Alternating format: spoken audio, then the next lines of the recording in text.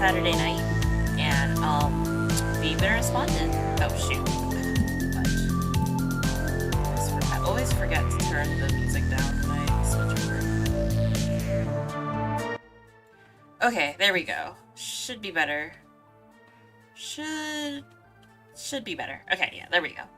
Yeah, sorry, thank you, Panicu. I always forget to turn the music down every time I switch off of the starting scene stuff, but I should be better now.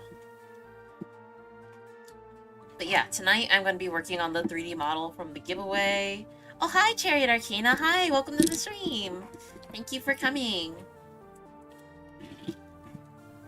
So, I guess, so pretty much how my workflow is going to work tonight is I'm going to work on the design because the person who won the giveaway didn't have like an ultra specific design in mind. They kind of just gave me some pictures and I'm kind of just going to be making a design based off the pictures I was provided. So that's pretty much how it's going to go. Actually, here, let me move myself down so the chat's more visible. There we go. Yeah, so I'm going to be making a 2D design first so that I know what I want to do when I go into 3D later. So yeah, if anyone has any questions about like my process or anything, feel free to ask. But for now, I'm just gonna start drawing, I guess. Okay, let's see. Okay, usually what I like to do is I kind of just like to get the body drawn first, and then I just draw everything on top of the body.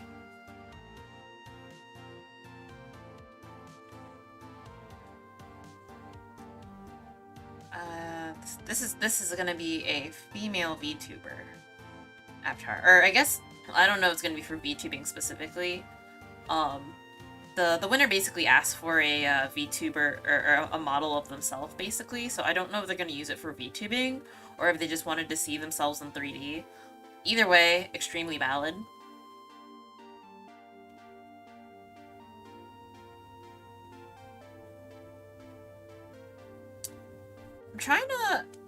I'm trying to think how long this is gonna take me, because when I made my models, like my first model, and when I made this Valentine's outfit that I'm wearing right now, it took me a really long time, but I was also doing like a lot of like learning.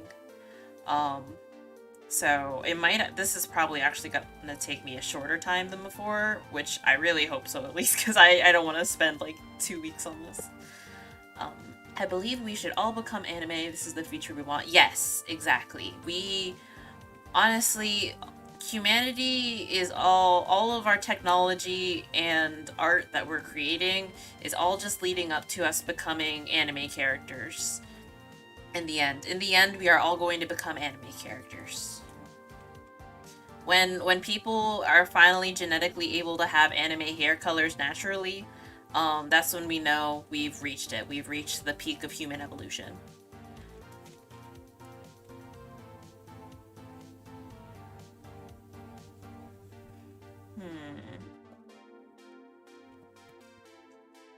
Yes, the classic Pandy move, making the canvas bigger because I didn't give myself enough space. Honestly, though, when is the government going to show us the cat boys? Because we know that they're out there. The government can't hide it from us forever.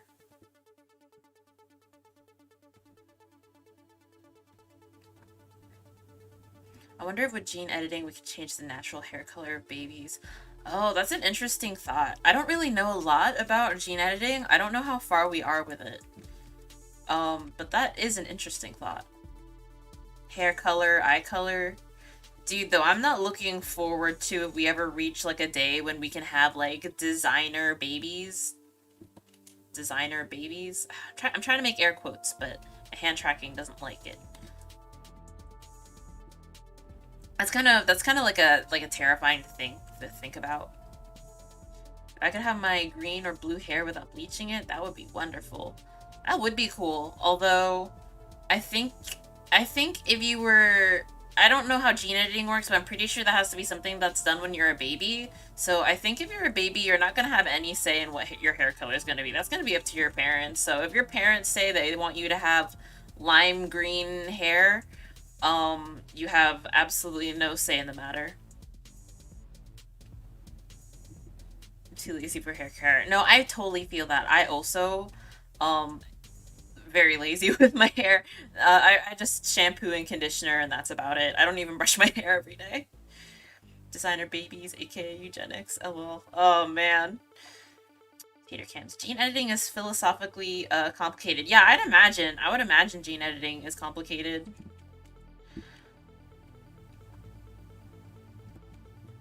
I mean, just gene editing by itself wouldn't count as eugenics, right? Wait, what is the exact definition of eugenics? Is hello? Oh, hi! Wow, thank you so much for the follow, Bonbon.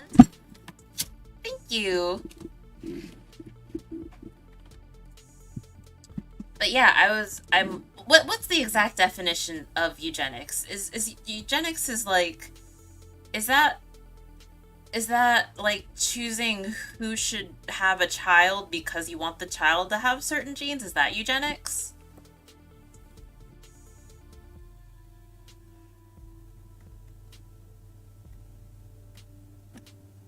I mean, that's been like a concept for like a long time though, in the old since the olden days though. Like some marriages were arranged because like they want good traits in the children. I feel like that's been a thing for a long time.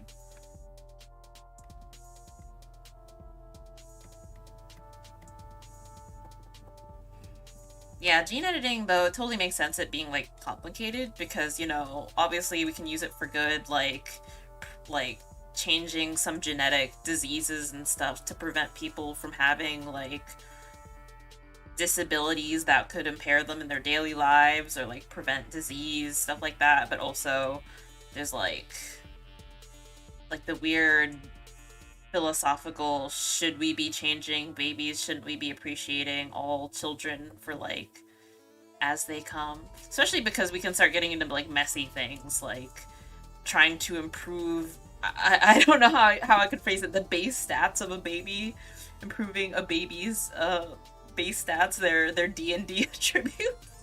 Oh, I don't like saying it like that.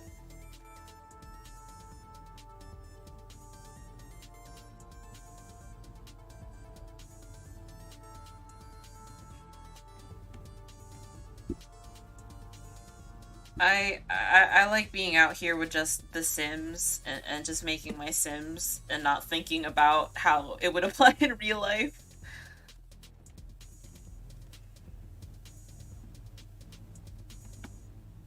Although I started reading a oh wait, here's how to min max your child. I'm ending that there. Oh no, min maxing your child. I mean, eugenics itself is terrible because who has the right to decide who can reproduce? Oh yeah. That's like totally messed up. But at the same time, when you look at the CPS cases in the world, not everyone seems fit to be a parent. Ivy breeding my children. Oh my god, the mood whiplash here in chat. Yeah, like nobody should be deciding who should or shouldn't be able to like reproduce, but also I think the that it is good that we have systems in place like, okay, you reproduced, but actually you're treating the children terribly, so like we're taking them away. I think if I almost feel like I don't know, maybe this was controversial to say, but I feel like if you've had children taken away from you because like you weren't taking good care of them or abusing them, then I think maybe I feel like it's valid to say, hey, you can't have children anymore. But I mean, also controlling people's bodies like that is also kind of like, ugh. It's messy stuff. It's messy stuff. Here, Arcane says, I don't know, I played FE Awakening based on how well I like the characters together, not the kids' future stats. Oh yeah! I forgot people did, like, put characters together based on the future children's stats. I could never do that. I always paired people in FE Awakening based off of who I thought, like, would be cute ships. Oh, actually, this conversation reminds me of a Chinese web novel that I've been reading, and I mean the concept is pretty crazy. The concept is that the main character is has like multiple personalities, and the main character fell in love with their one of their alternate person. I guess they only have one alternate personality, but anyways, that he fell in love with his alternate personality. So he enters like this supernatural. They call it an app, but it's literally like another dimension. He enters like another dimension where the whole premise is he has to like play he has to basically go into like horror worlds, like in horror movie worlds, and like successfully survive. And then if he does this enough, he accumulates enough points to give his alternate personality a separate body. But one of the twists that happened recently is we found out the main character was actually basically like a designer baby. He was made by an organization that sold like designer kids to rich people, and the organization starts going after him because of he escaped from them as a kid.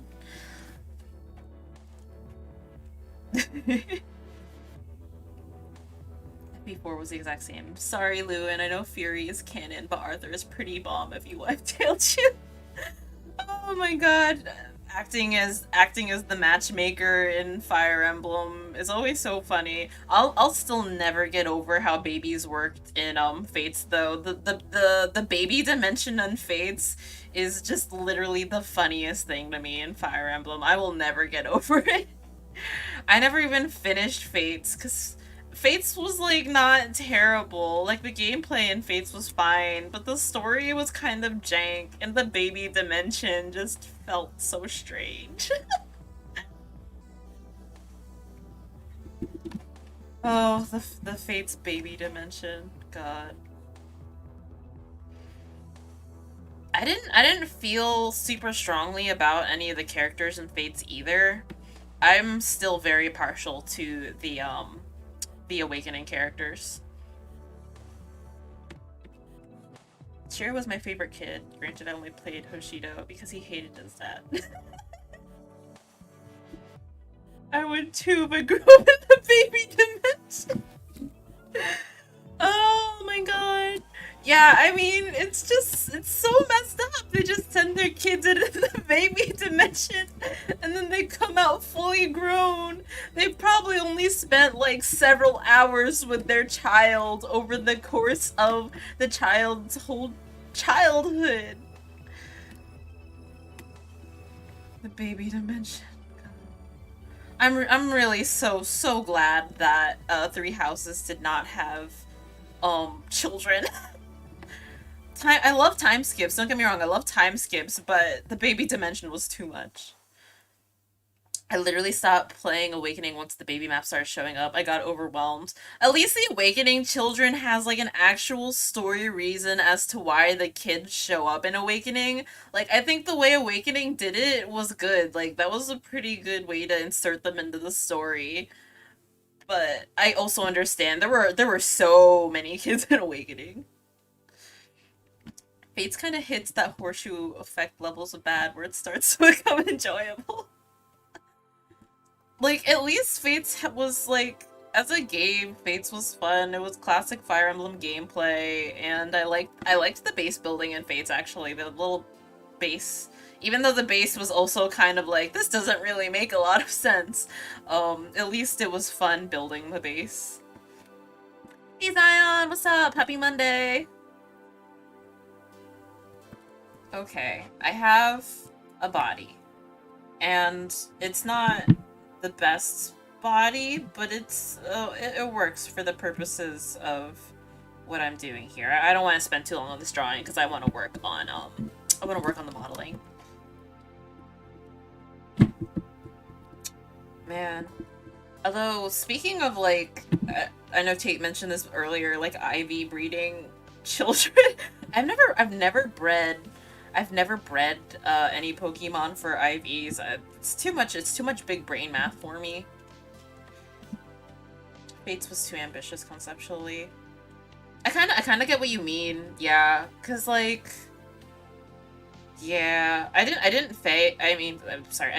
play all of the Fates games. I only played, I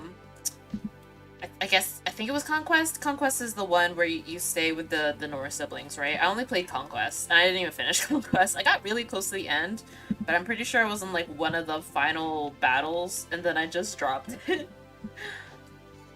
The story budget got ate by the development costs. Rev is hilariously bad. I can believe that the story budget got ate by the development costs. I can definitely believe that. I don't know what Nintendo was thinking. They were like, yes, we're going to make 3 new Fire Emblem games at the same time. Pokemon Ivy, not for breeding 200 plus Pokemon to get a shiny. I've still never had a shiny Pokemon. I've never even seen a shiny Pokemon in any of my games. Not that I play Pokemon that much anymore. The last game I played was Pokemon X, but I did play Ruby and Sapphire and Pearl, and I just never managed to get or see a shiny in every Pokemon playthrough I've ever done. It's really sad, actually. I did the same thing with Birthright, because the end never finished, never touched the other two. Dude, no, I feel you. I feel you. And it's just like, it doesn't even feel particularly motivating to play all the games in Fates, because like, I mean, I get the plot is like a little bit different, but like, was it that different?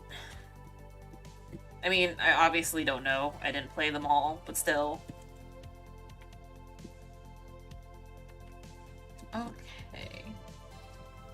I've shiny hunted a ton in Pokemon Sun. Oh man, Pokemon Sun and Moon, they were actually Pokemons I did want to play, and I wish I had played. I wanted to play Pokemon Moon.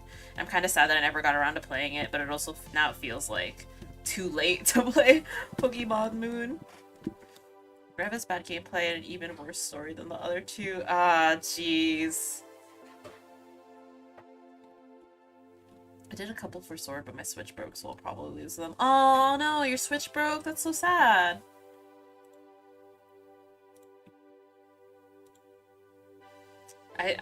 My Switch isn't broken, but I did have that problem with, like, controller drift. I had to get, like, several new sets of controllers for our Switch, because they were just, the sticks were just drifting, like, real bad.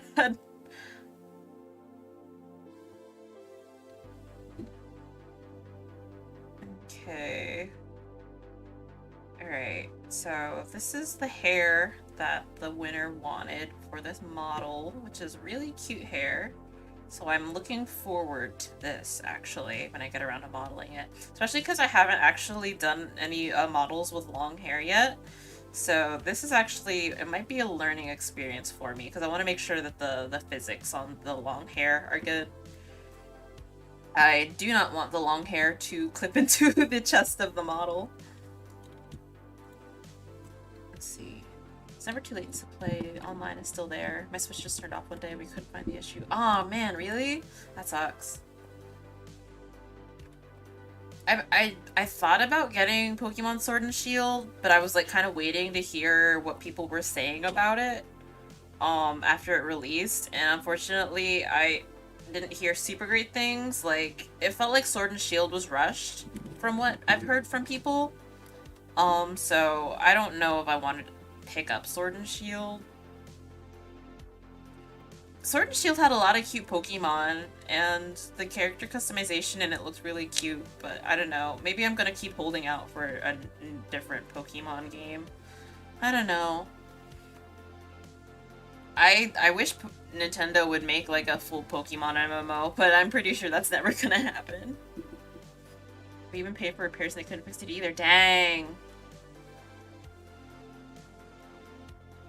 Did you send it to Nintendo, or was the warranty on it like not good?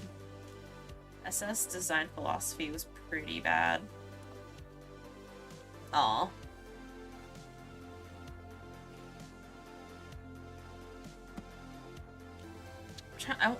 I'm trying to know.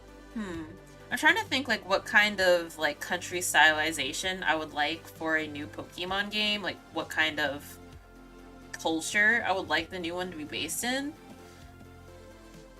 I'm not sure though. I haven't given it a lot of thought. Pokemon Sword and Shield does piss me off, but that doesn't mean it's bad. It just feels like they didn't put 100% in it. It was still great. Yeah, I don't think Sword and Shield was bad, but I think there was like more stuff that could have been in it, but just like isn't because they didn't have enough time. It really feels like Nintendo kind of rushed it out in time for that like holiday release. I think it could have benefited hugely from like an extra like hour in the Nintendo oven.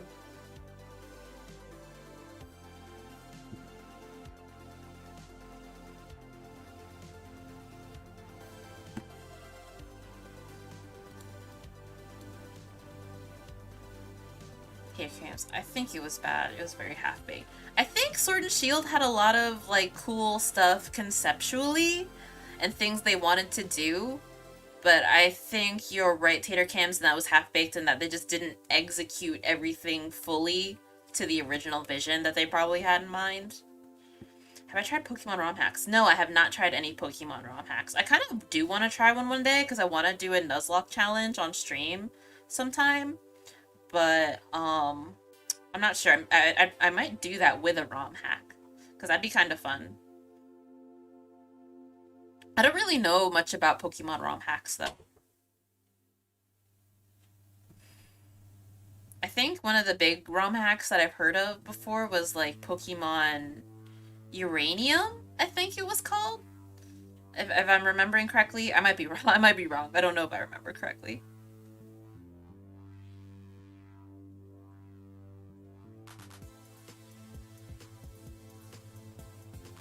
Okay.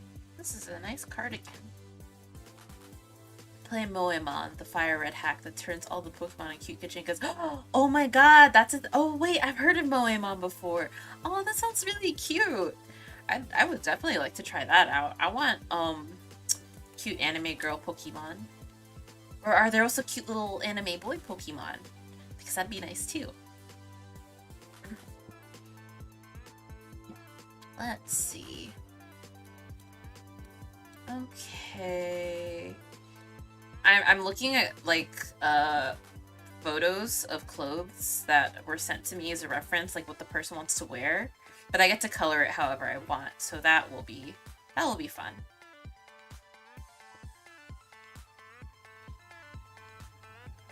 I can't tell how short this shirt is supposed to be, but I think it's probably not too short. This is probably right.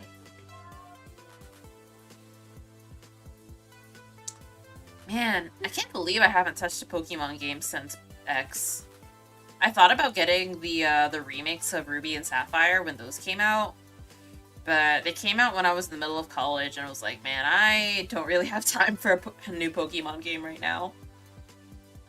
Oh my god, you know, this reminds me of a story, actually, of when I was playing Ruby and Sapphire. When I played Ruby and Sapphire, they were still relatively new games. I played them on my Game Boy Advance as a kid.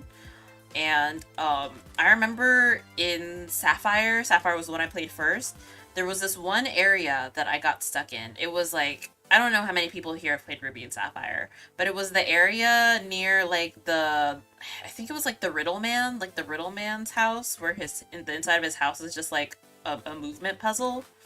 And I thought that I had to wait for a certain amount of time to pass for him to do a new puzzle. And when he got his new puzzle and I passed that, then I could progress in the game because I couldn't figure out where I was supposed to go next. And so I spent hours walking around in circles in the grass outside of his house, waiting for him to like come back with a new puzzle for me. And it wasn't until like several hours later that I accidentally ran under the bridge that I was supposed to walk under this whole time to just keep walking to the rest of the route to get past his house. I didn't realize that the bridge had an underside to it that I could walk under. I thought it was an obstacle because I had never walked like actually into it. I thought it was a wall. And so I had spent hours in that patch of grass for no reason.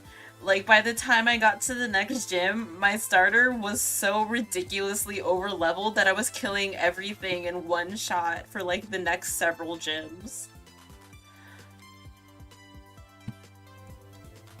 Pokemon ROM hack suggestions. Pokemon Unbond, Pokemon Vegan, Pokemon Clover, if you want to laugh. It's a meme game, but it's a bit mature with dark jokes and stuff.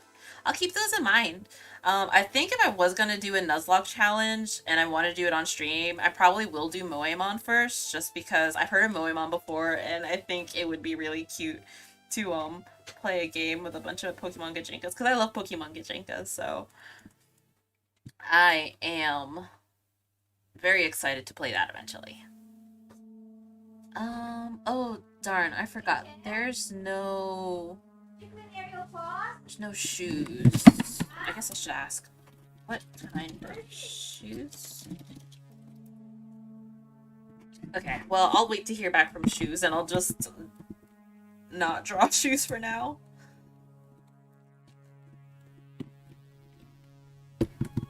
Hi, Mom.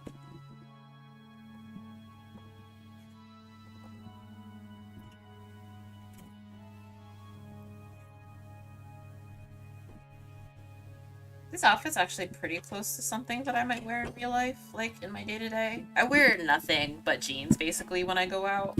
I'm not sure why, but I just own a lot of jeans, and for some reason my brain just finds that putting on jeans is like the easiest thing. I don't think a lot about what I wear in real life. I usually, like, 90% of my wardrobe in the everyday is 90% jeans and a t-shirt. Oh hey! Hi Honeydew VT, welcome to the stream. Thank you for stopping by. Yeah, so right now I'm working on the design for the 3D model that I gave away recently. Their clothes other than jeans fake sounds fake, but okay. No, I feel you, Cherry Darkine. The only regret though that I have with wearing jeans all the time is I hear that like things like yoga pants and athletic pants are like really comfortable though, actually. Like I hear they're comfortable to wear. So I kind of regret that I don't wear them because they do sound comfortable, but I just don't own any. And I don't go out of my way to buy clothes if I have clothes still. So it's like I'm probably not gonna buy any for a while.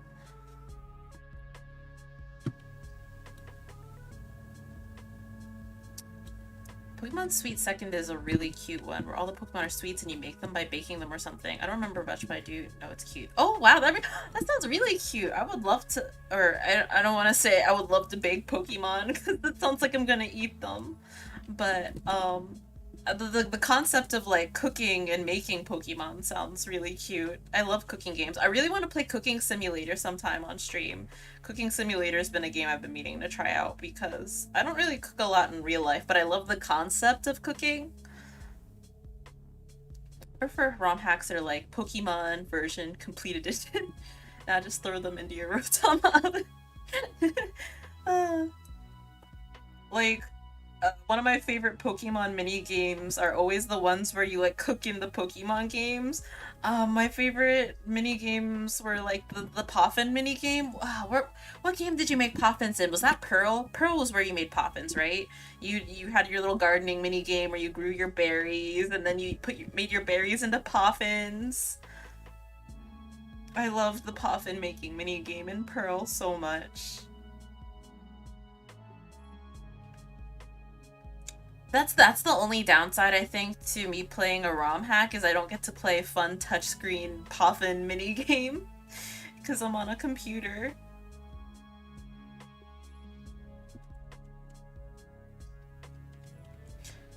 I'm very attached to Pearl because Pearl was like my first Pokemon game I played as a teenager, and I spent a lot of time in Pearl. Just homebrew your DS. Oh man. I'm not even 100% sure where my DS is right now. I know it's somewhere in my house. It might be in one of my drawers though, but I haven't touched it in a hot minute.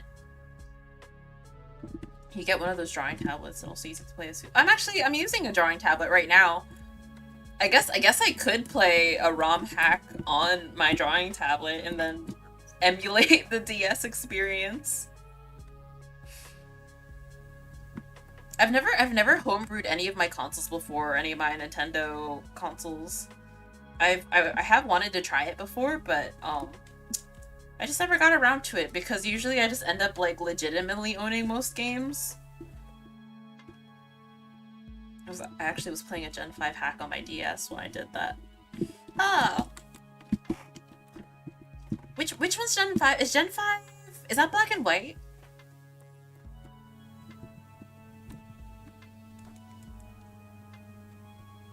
I've never touched any of the black and whites. Which my only regret with not touching any of the black and whites is V. V is pretty hot.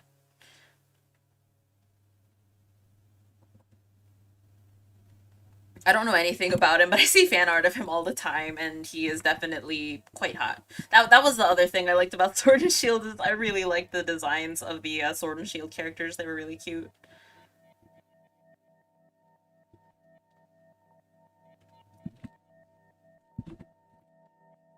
Black and White is my favorite Pokemon games. They're so good. Yeah, I don't know how I never really got to Black and White, especially because Black and White had like Black and White and Black and White 2, but I just never touched any of them. The only thing I know about Black and White is the designs of the trainers and V.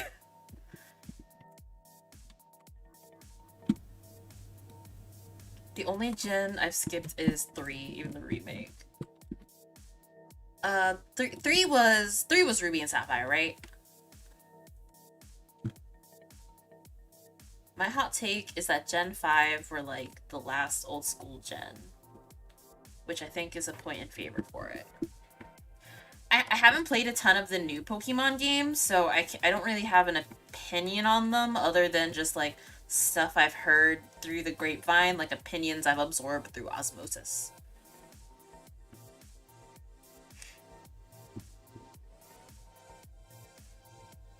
I would have said last good mainline games, but Oros was actually pretty good. I never even... I kind of... Yeah, like I said before, I wish that I had gotten the Oris, the remakes, but it's okay. I did make a Miku Miku dance video, though, with the Brendan and May models from Oris, though. It's like the most popular YouTube video I've ever made. It had like, I think like 30k views. So that's like my good memory associated with Oros.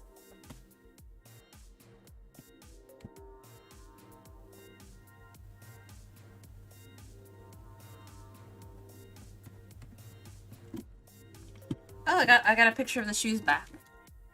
Okay, now we can draw shoes on this. Yeah. They appear to be boots. Half boots. These are pretty cute boots.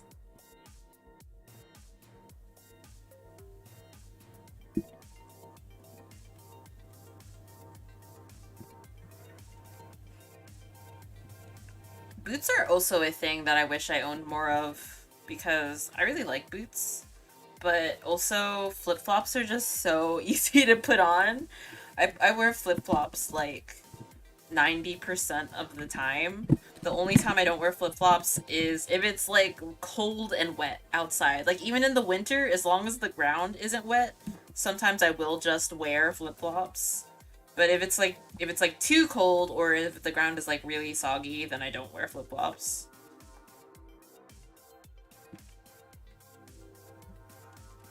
I spent a lot of time in college walking around the campus in flip-flops in the middle of winter. It's a bad habit, but sometimes I'm just too lazy to put on like sneakers or real shoes.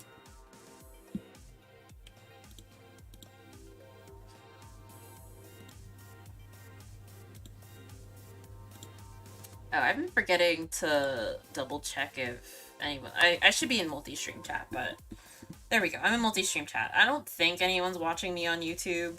I don't really have any followers on YouTube or subscribers, I guess, but, sometimes people do just randomly hop into the YouTube stream, which is so crazy to me. I don't even know how you look for live streams on YouTube. I've never watched a live stream on YouTube before. I've only watched, like, clips, highlight clips from people who streamed on YouTube, but I don't actually know how you go about, like, looking for streams on YouTube. These boots are not very high-heeled, so... maybe I can draw them a little bit more high. Okay, that's fine. You know what? Then I'm gonna take some artistic, what's the word? Art artistic. What's the word I'm thinking of? Oh, hi, Navy the Salmon. Hi, welcome to my stream. Oh my gosh, wow, I was literally just talking about it, and there actually is somebody watching me on YouTube. Um, in search mode to stream. I see. How old am I? I am in real life. I am I'm buffering. 24. I'm 24, but I'm turning 25 next month.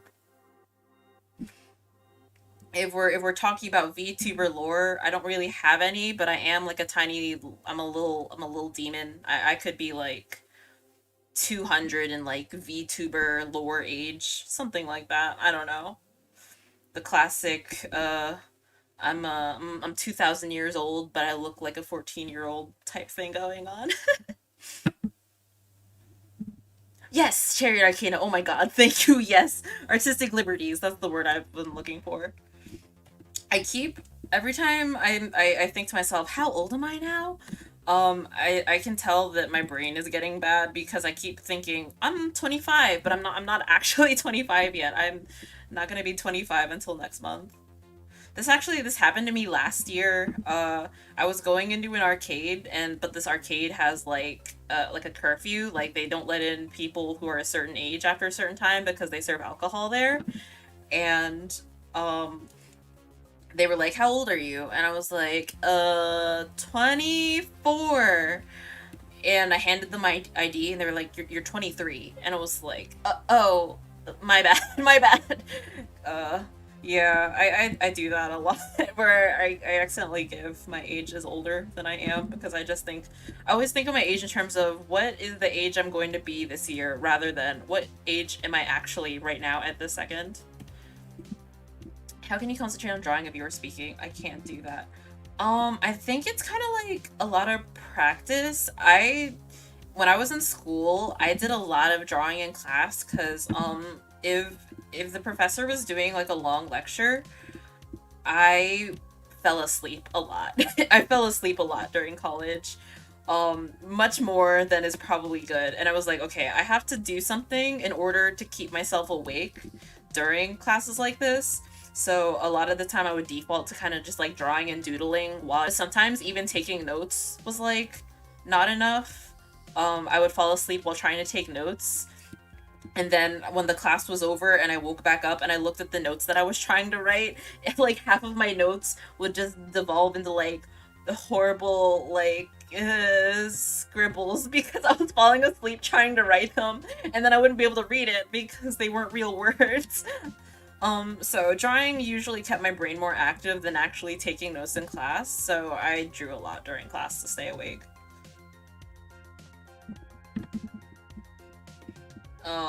During some of my more irresponsible college days, I would sneak. Was too concentrated on the DS game I was playing to actually be over, and I would have absorbed absolutely none of it. Drawing though was a pretty good compromise. I can usually concentrate on like listening while I'm drawing, and it kind of carries over into speaking, I guess, too. Like, I don't know. I think the speaking and listening part of my brain is pretty much the same part, I guess. I don't I didn't talk a lot during class and drew in school, but I listened a lot, so maybe that's it. Okay. So the person who this design is for wanted a cool face. So I guess this kind of a cool looking face, perhaps.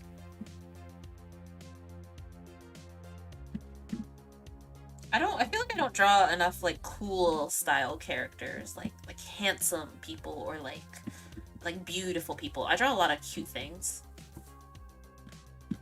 Oh, thank you. Wow. Thank you so much for the follow, Neeby the Salmon. That means a lot to me. Thank you. Thank you. Bye. Have a nice night.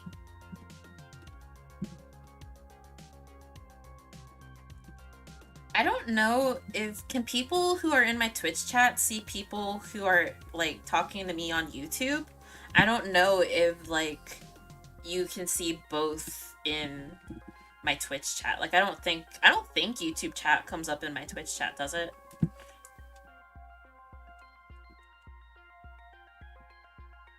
Because I've actually been meaning, if it doesn't, I've been meaning to try to figure out how to get it to do that, but I just don't know how. Wait, hold on. Okay, I'm trying to adjust my camera, so I'm like moving it down. I don't think so, but I can see it on screen. Yeah. Oh, okay. I guess at least it's on stream. Yeah. Okay, cool. At least it's on. At least it's on my stream. Yeah. I feel like I guess there is no real way to actually get YouTube chat into the Twitch chat itself, but at least the streaming program I'm using is automatically putting them both on my stream.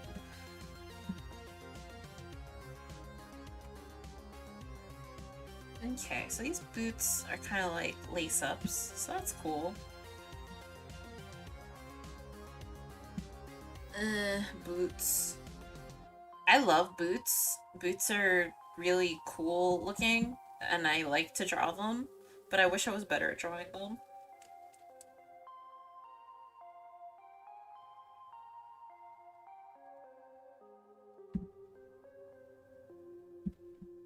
Yeah, there we go.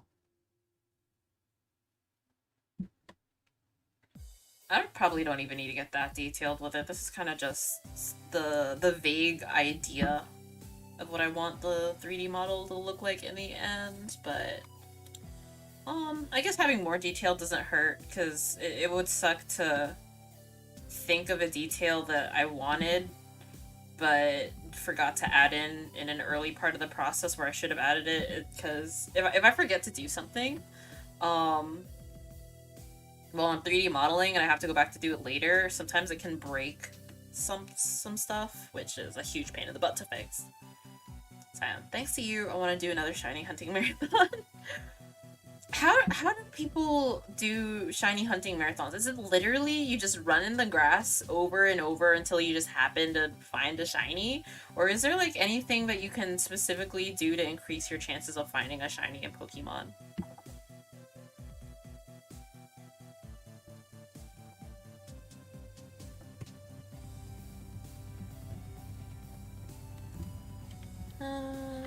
Let's see, let's look at the references again.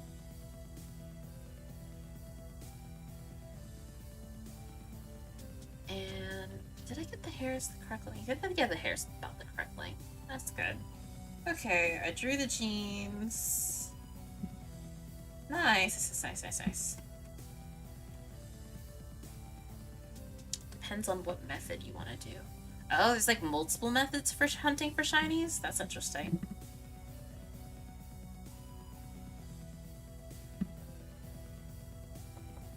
The Suda method is by hatching eggs.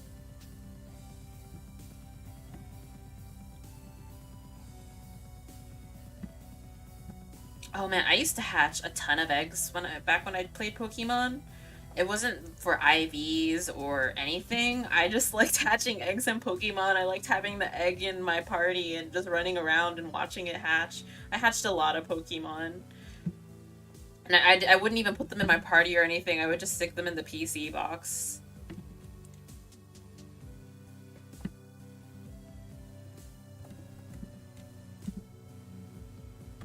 SOS battles can only be done Sun and Moon, and is the one I do, which you get a Pokemon at low health and making call out for another Pokemon over and over. Oh, that's an interesting method.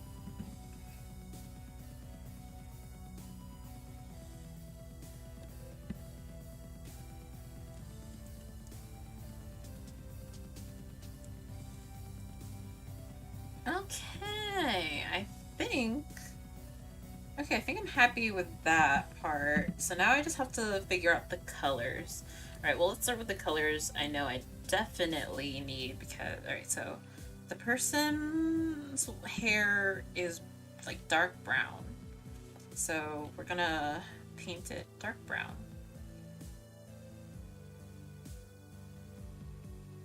There's a lot more like the one for Omega Ruby and Alpha Sapphire, which is Dex Nav.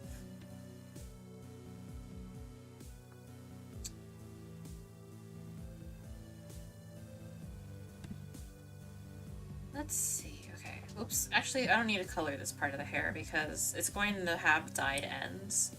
So I don't need to color that. Brown. Work smarter, not harder. Not that I know how to work smarter. But I also hate working harder. To be honest, I just hate working. I hate work. X and Y chain fishing and radar chaining. Shiny hunting sounds like a process. I didn't even realize there were this many methods for shiny hunting.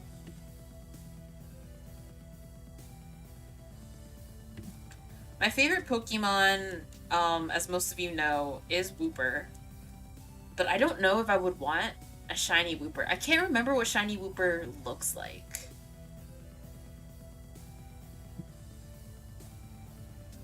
Okay, their hair ends are like, kind of like a light red.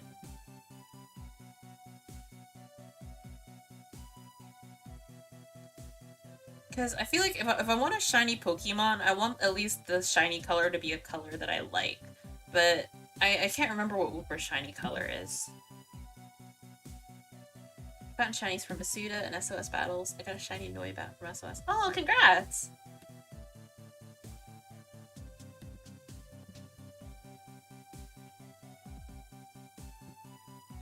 I feel like if I could have my first shiny Pokemon be a Wooper, that would be awesome. Just because I love Wooper so much. And I have wanted a shiny for a long time. I believe shiny Wooper's... Oh, shiny Wooper is pink! Aww! That sounds so cute! Okay, I actually would love a shiny Wooper. Although I have no idea how I would be able to summon a shiny Wooper specifically. That sounds so difficult. I guess I probably would have to do that through the egg method.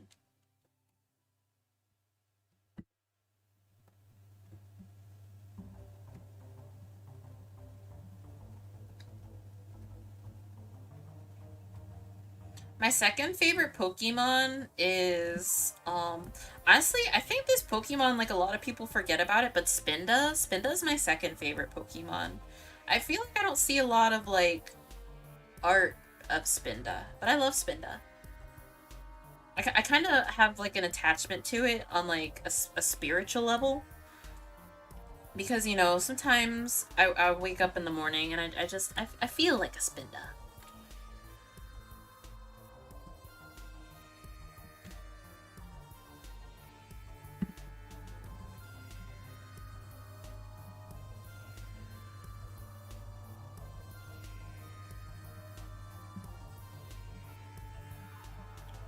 It would be awesome to see you do a shiny live stream. It's quite common. Probably maybe when I do my Pokemon Nuzlocke challenge, maybe after I finish the Nuzlocke challenge, I will try to get myself a shiny. Tater Camps. My top 3 are Weavile, Honchkrow, and Absol. I'm very edgy. Absol's like a very cool Pokemon though. That's a very solid pick for your top 3. When I played Pokemon Mystery Dungeon, Absol was one of the ones that I used a lot in my rescue team. I was not creative with names back in the day for my Pokemon though. A lot of them just had like names derivative of the original names, like the Absol that I used was named Soul. Like, just, like, literally just SOS. I mean, SOL. Not even, like, soul, like the word, just, like, soul, SOL. What color are those eyes in this picture? Are your eyes green? I have to ask. Are your eyes green?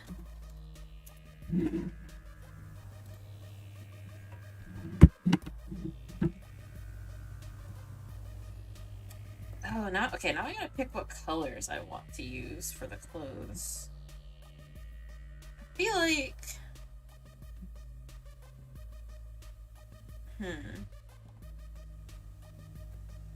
My favorite Pokemon are Scorbunny, Riolu, Rowlet, and Luxray. Rowlet is really cute. Rowlet is one of my favorite starters in the past few gens. Rowlet is very good. Trying to think which was Riolu is baby Lucario, right? Riolu is really cute. I like Riolu. Luxray. Luxray is also good. I you know how I was talking about how in Ruby and Sapphire I got stuck in front of the patch of grass in front of the Riddleman's house. In that patch of grass there were just like Electrikes. It was like almost nothing but Electrikes in that patch of grass. So I killed so many Electrikes. Um, Wait, am I remembering correctly? Luxray is what Electrike evolves into, right? Or am I remembering that wrong? I'm kind of a bad Pokemon fan. I'm very fond of Primarina. Which one's Primarina? I'm honestly not ultra familiar with the Pokemon from the recent gens. The ones I'm most familiar with are the ones that look like food. I have a lot of Pokemon plushies on a shelf above my bed. I never really had a lot of like Pokemon plushies, but I did get into the Pokemon card game for a short time when I was in high school. I don't really remember how to play it anymore though, but I do have some of the old cards that I used to have. Actually, I might not have them anymore. I think I gave them away. I think I gave away my old Pokemon cards. What's your face starter of each element? Oh, that's a good question. Okay. Let's see. Well, I'm one of those weirdos. I'm actually very into the grass types for starters. Usually when I play a Pokemon game, I almost always pick the grass type starter. Um, Man, who would be my favorite of the grass types? Ha. I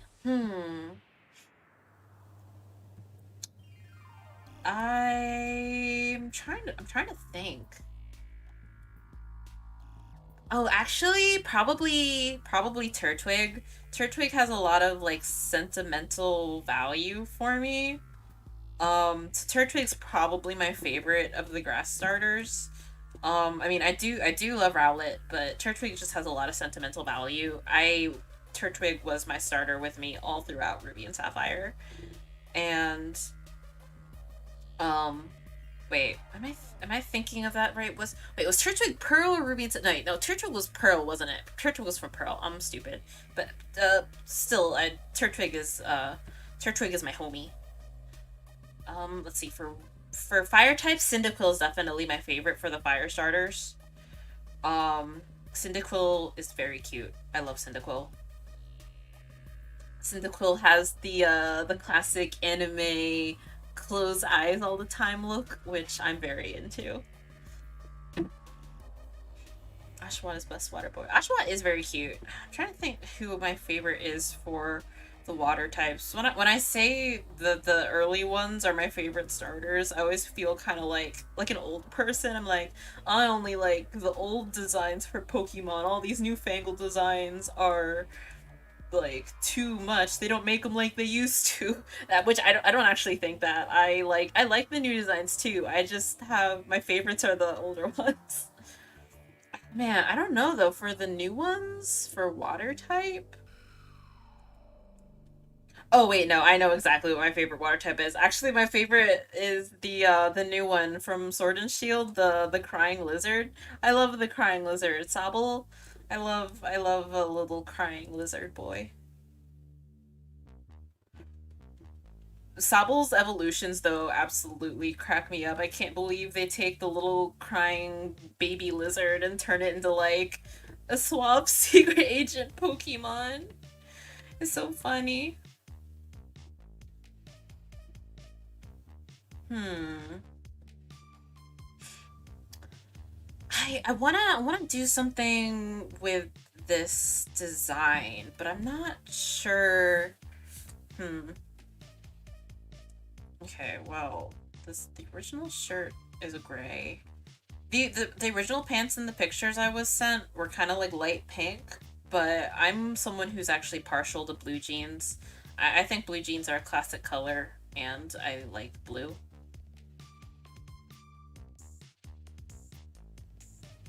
Tater Kim. He evolves into a furry centrist Ransona. No! Oh my gosh. Oh man. Uh, I don't even think I know what the second evolution of Sobble looks like because I only know the memes of the final evolution.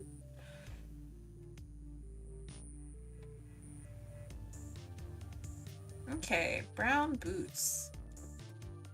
Alright, and once I've got the colors down and I have them finalized, then I can actually get to the fun part, which is starting the 3D process, which it is really long and tedious, but I actually do really like the 3D modeling process. It's awful. He literally looks like Persona 3 himself. Oh no! Wait, really? They give the second evolution like little emo hair?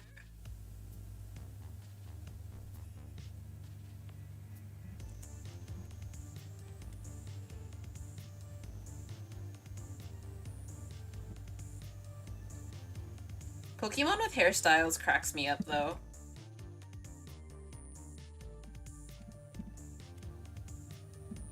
Okay. Skin. Actually, wait, no. They're a little bit paler than this. Make a paler skin color. Wait, I'm gonna look at this link that Tater Kansas posted in the chat. I want to see what Sobble puberty looks like. Oh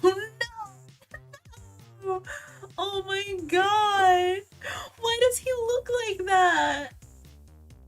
Oh my god. His little mitten hands! No! No, little mitten hands. I'm sorry that I didn't bring it up in the chat, but I didn't feel like going through that process. It was annoying. It's fine though. You guys can literally just look it up yourself if you don't already know what Sobble's second evolution looks like.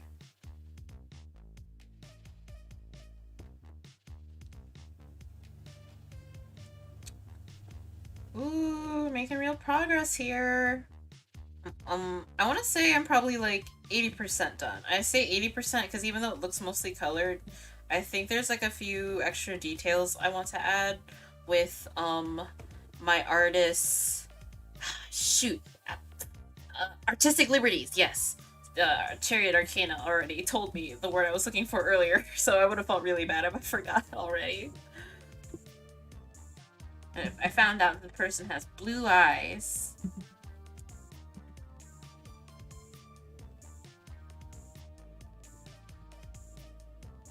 Okay.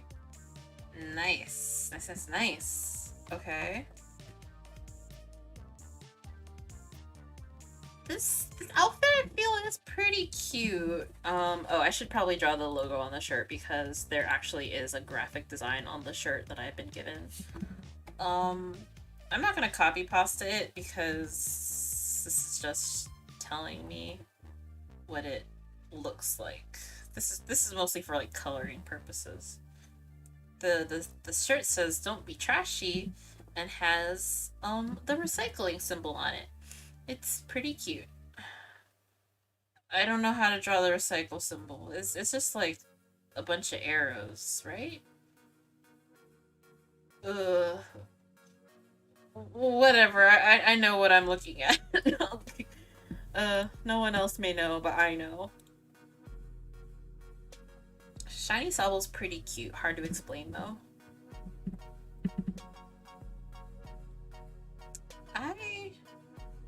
What color is Shiny Sobble? Oh god. Oh god.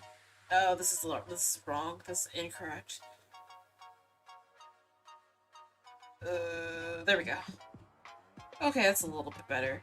Man, I feel like I feel like there's something that I want to add to this cardigan here, but I'm not sure what. Perhaps a pattern? A pattern of some kind? Or would a pattern be too much?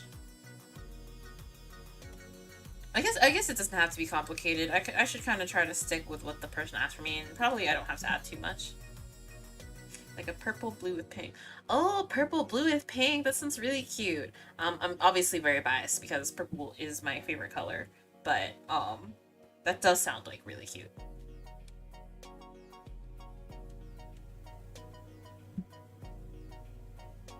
Okay.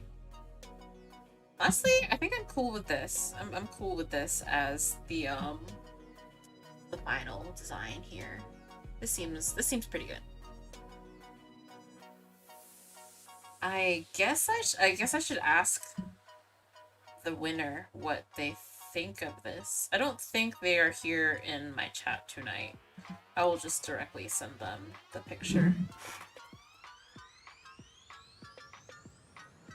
And then if I get the okay, then we can start the 3D part, which is the nice, fun, exciting part.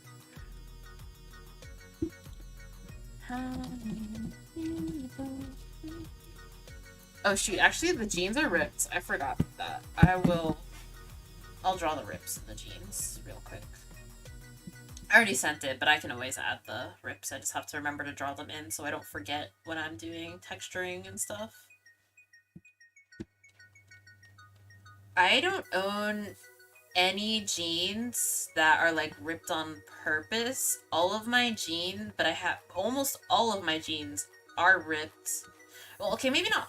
Okay, I wouldn't say almost all of them, but a lot of my jeans are ripped because I've just owned them for so long that they got ripped. It usually happens a lot in the knee area, is they just end up getting naturally ripped there. I'm one of those people that unless the clothing has like an absolutely terrible stain or like a huge rip or tear in it that makes it unwearable, I will just keep wearing it until it's like lived to the end of its clothing lifespan. It does give his final evolution with pants. No! He gets pants? Shiny Sobble's final evolution has pants? Oh, actually, okay, the winner has actually been watching the stream. I just haven't noticed. Well, thank you for being in my stream. I know you're here now. Okay, cool. Then if that's good, then I can... Alright, let's do this to extra remember that these are ripped jeans. Yay! Yay!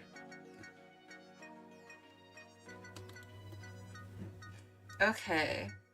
Well, now that we've got this, sick, nasty design reference, we can go ahead and do the 3D part of this now. So you guys can learn my magical, process as to how 3D models get made. So it's actually, well, it's like not ultra complicated. Like, if I were to summarize the steps, it's not ultra complicated because I don't really, well, I mean, I do use Vroid, but I use another program as well. I don't model everything from scratch because that's really that's really long work, and I'm not very skilled in actual 3D modeling. Like, I don't model a lot of stuff from scratch. I know how to because I have done it. I learned how to 3D model when I was in like middle school, I think it was like middle school when I learned how, but I haven't really done a lot of 3D modeling from scratch since then. So it's not something I'm very skilled in. If I were to try to 3D model like a whole humanoid model from scratch, it wouldn't be very good. Okay, so let's get started. Okay, so let me show you guys the window that I'm working in. I okay. I'm gonna switch over to the game stream because technically, I'm working in a program, so I guess the game window would probably be better. Um, although it is not working. Oh, there we go. There we go. Or no. Oh, there we go. Okay. I can transition over. Nice. Okay, yeah. So I use a program called VKatsu, which is basically like a character creator. VKatsu is how I make the base for the model, which I then go back in later to edit. Um, Vikatsu is great because it's got a lot of versatility in the creation options. So yeah, I don't want to give people the illusion that I like model everything from scratch. I use a lot of the assets that are available in Vikatsu, but then I go in later and I edit them and I do a lot of the texturing myself. Like I do a lot of texturing from scratch. Okay, so let's start with the easiest part here. How about if I bring up the picture of the drawing that I just did. You know what? Let me save it. I'm gonna save it and then I can bring it up on stream, and then you guys can compare what my 3D modeling base looks like compared to the design. Yeah, let's save it transparent and then I can just overlay it on the stream. So just give me a few seconds.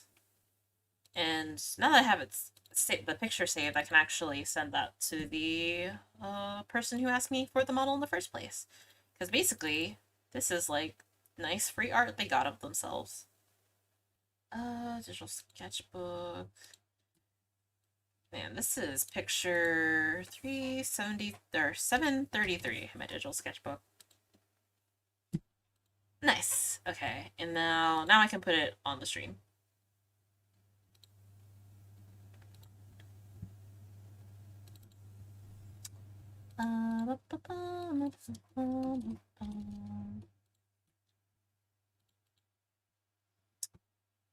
Where did I put the picture? I already forgot. Yeah. There it is. Okay, cool.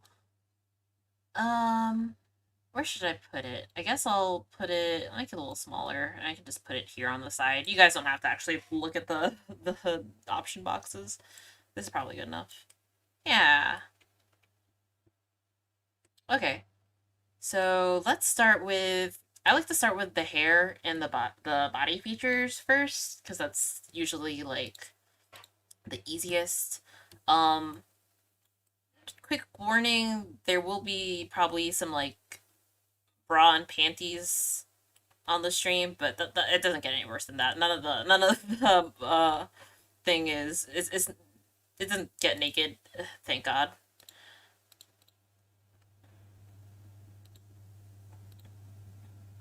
Although, fun fact, I'm pretty sure that this character creator is like originally from a Japanese hentai game, but they just ported the character creator out of it to put on Steam for people to use.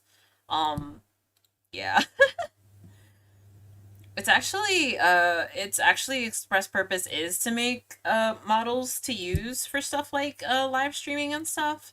But I take them all out of it and make edits so that I can do more customization work and stuff like that.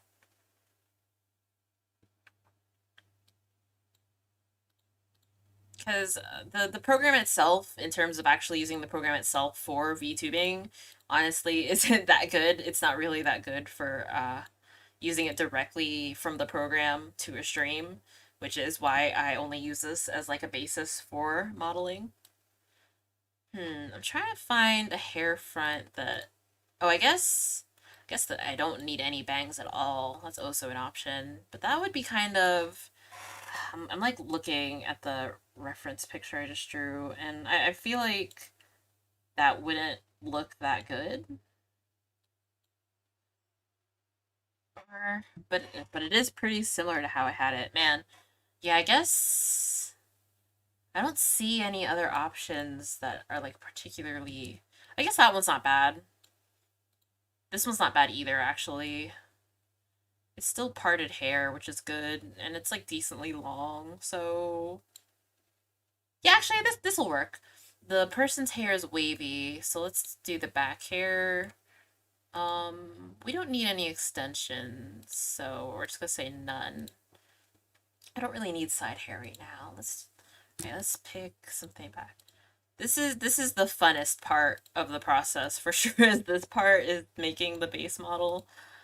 Because this is the least amount of work. This is just like a fun dress up game or like making a character in a video game, basically. It's my favorite part. Hmm. This one's probably the closest to what we're looking for because the hair is like slightly wavy. Um, I wish the hair was in the front, but I can move the hair later and get some strands in the front. Actually, let's go ahead and use some side. Actually, no. Never mind. Actually, this side hair is actually pretty good. We can leave this in. And actually, that solved my problem. I can get some hair in the front like this. Okay, cool. Okay, miscellaneous. Oh, this doesn't matter at all. This is not going to get carried into the exported model later. So the hair shine doesn't matter. Okay, let's do colors. Okay, so actually I forgot. This also doesn't matter because the hair color and texture just doesn't get carried out of the program whatsoever. This is mostly for if I do change the color in the program, it's just for the sake of me like knowing what it will kind of look like later, but it's actually pretty useless to customize the hair color in the program. Okay, so, this is the part that's kind of fun, but also kind of annoying because Vikatsu obviously only has so many clothes. So for a lot of clothes, I do have to do a lot of editing in order to get the base model, like the base clothing, to be where I actually want it to be. This is actually not so bad. Let's see what else is happening here. This is just an open jacket. Mm. Oh my god, I didn't realize it while the uniform was on, but the boobs on this is like they're so huge. Let's go ahead and change the bottom or body. But let's give the model some more what's the word I'm looking for? Um I'm trying to think of the word. The word for like modest, some more modest underwear. I can't remember where underwear is though. That's the problem. Oh wait, here it is. Okay. For now they can wear some edgy tube top and some briefs. There we go. They're obnoxious and pink, but that doesn't matter right now. Okay. All right, so our design that we're working on has like a cardigan here. I drew a cardigan that's pretty long. Hmm. This lab jacket is a little bit too long, but I can make it shorter. But the shirt that's underneath it is really. Oh wait, I forgot. I'm supposed to change the body first. Okay. Well, boobs are probably too. Those boobs were too big. This is slightly better. Slightly better. Vertical position. You can really tell that this was from the character creator was originally from a hentai game, just because of like all of the different boob options. Uh,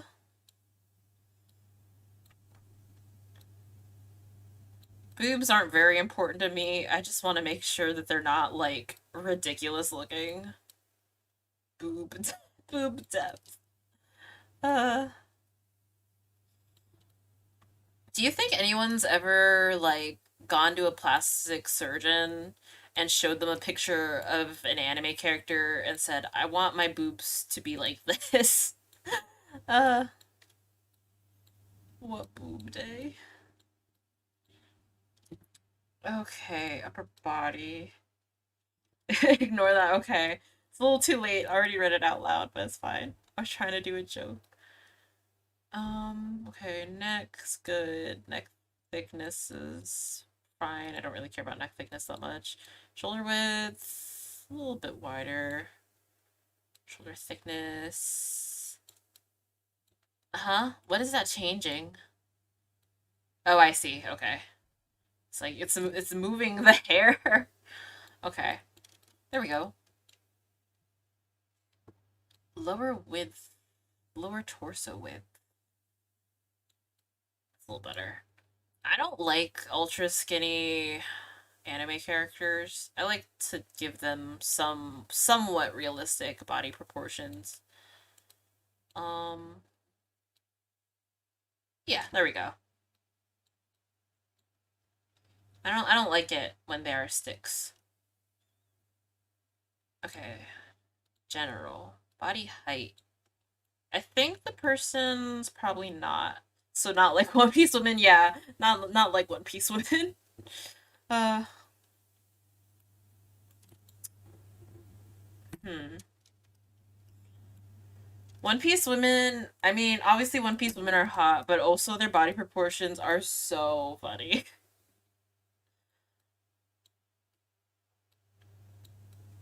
I guess body height's not super big deal. I feel like this isn't so bad. I don't think they're ultra short. They're not ultra tall either, but I feel like this is a good height. Head size. The head size honestly wasn't bad at default. They're very unique. The One Piece women designs are very unique. One Piece women are wild because they're either like the ultra sexy women or their design is like ultra strange and quirky. The only real in between character I can think of is like um I can't remember her name, but she's got the pink hair and her eyes are like really cute and funky looking. And she has an umbrella, I think. I can't remember her name. I have to catch up on the One Piece anime now, actually, now that I think about it. I'm currently on the the what's the name of the Japanese country in One Piece? Kuni? Something? I can't remember. It's been so long. No suntan needed. The legs honestly are probably okay as they are, but I like to change it up a little bit.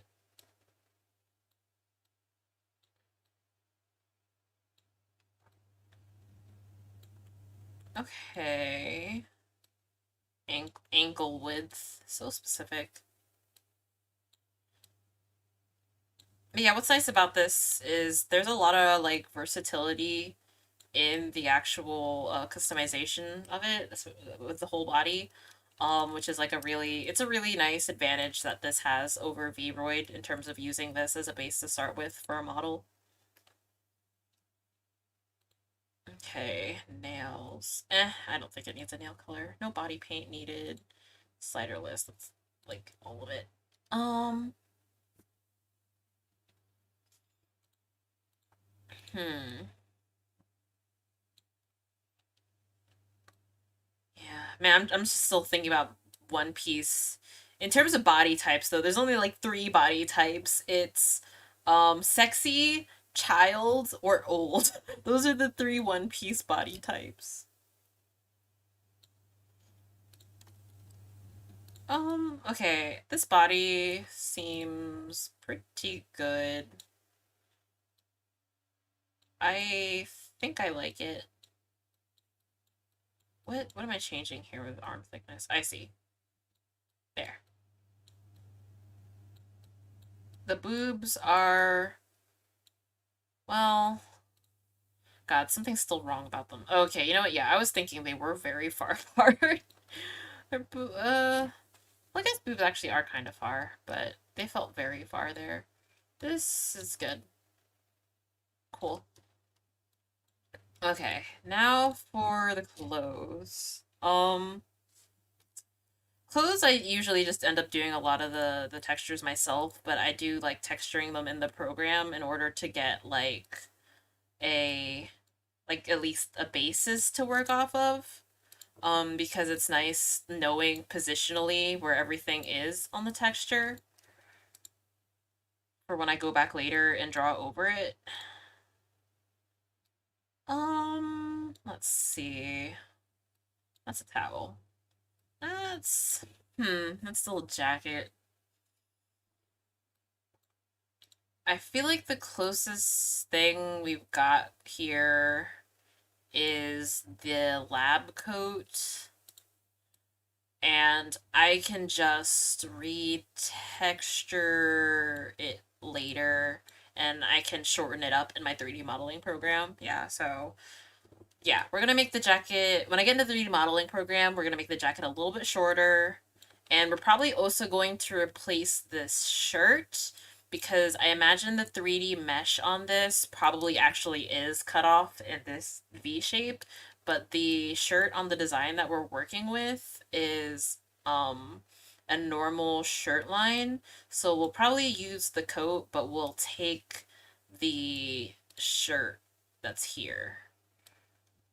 I'm gonna have to probably model the little shirt tie at the bottom myself. That's probably gonna have to be modeled from scratch, but I don't think that'll be too hard. Yeah, because I don't think any of these clothes have like a tie on them to begin with. So that'll get modeled from scratch. Okay, cool. All right. Okay, so for now we'll just leave the lab coat on it. I'm gonna have to this is my favorite shirt that's just like in the program already. Okay. Oh, actually, oh shoot, wait, I just noticed. Oh, wait. Oh, this cardigan is nice. Actually, this jacket is nice. This might be a little bit closer. Although, this is like I don't know. It's either this or the lab coat. Ah, man. Okay, actually, yeah, we're actually gonna go with. Oh shoot, but the sleeves aren't that long. The sleeves are actually shorter on this. Hmm. Nope, that's not the right one. Okay, we're gonna stick with the lab coat just because the lab coat has longer sleeves. So that's fine. Okay, now for the bottom. All right. I know for sure this program has jeans built into it, but somehow for reasons I don't understand, like the jeans are all just they're really ugly. All the jeans are really ugly. It's not great. They are just very ugly. Like they're really boxy looking and not flattering at all. So what I might end up doing is it's like this is the closest thing to skinny jeans, I think. Yeah. Oh wait, no. Okay, these are slightly better. These are slightly better pants. But man, these will probably be the basis, but I'm definitely gonna go back in the program later and edit it to these need to be tighter because these are skinny jeans. So I think I'm gonna need to tighten these pants up in Blender. Okay. Shoes. Shoes are the things I'm nervous about because, all right, they are gonna be boots. Ah, yeah. See, this is the thing that really sucks is the clipping. But luckily, because I go into Blender and I edit this later in Blender, and I edit the mesh and not just textures, this will be fine. I can edit this very easily. I can remove the extra bits of pants that aren't needed. Okay, I feel like these boots are closer in shape to the... Actually, These boots are actually... Man, okay, I like these boots more. Oh shoot, my phone is low on battery. These have... These shoes are closer in heel type, though. But these shoes... The other shoes are closer in... Design? Man. Whatever. I'm gonna go with the bottom ones. I can delete the extra bits off the shoes. It shouldn't be a problem. And I can resculpt the boots to tighten them up, get the design to be better. They are very ugly though. They sure are ugly. The colors are gonna look off in this program because for reasons I don't understand, VKatsu like places weird coloration filters over all the textures and like ultra saturates them and like makes them darker than the actual color you picked, which is really annoying. I don't understand why they make that decision to do so, but the color I have to look at is the actual color I'm picking in the color picker here and not what shows up on my screen because when I export this to start editing, all the textures are going to use the colors that I picked here, not the colors that I see in VKatsu. That's probably the most annoying part about using VKatsu is I can't see the real colors that I'm going to be working with on the model. I only see the weird VKatsu color filter version, but that's just how it be sometimes. Um, Customizing like the underwear and stuff really isn't that important. It's like you don't really see it. You never see it. Like I never the only time you see any of my underwear on my model is when I play Beat Saber and I accidentally flash my panties, but like other than that, the bra especially is really not important. So we'll just leave it like that. Okay. Let's see. Oh, the face actually also is not important because I do not use the face in Vikatsu. So customizing the face is pretty much just like not something I need to do at all because I'm completely replacing this face with a face in Vroid. So it's not necessary at all to customize the face. So I'm just going to leave it as is. Um, okay. Honestly, there aren't really any accessories that I need to add. The person who won the model didn't really ask for accessories, so I don't need to add any to this model, which means pretty much I'm already done here. So I can go ahead and export this by pressing the export button. Although, actually, shoot, I was supposed to... I forgot to disable blinking first. I have to disable blinking before I export it. Shoot, I gotta re-export it then. Which one is it? It's this one. Okay, so I disabled blinking. I can go ahead and export this. Yeah. Export. And then the only thing I have to do now is I want to make sure that I get the correct t-shirt shape. So we're going to put on a t-shirt. I'm thinking... Hmm.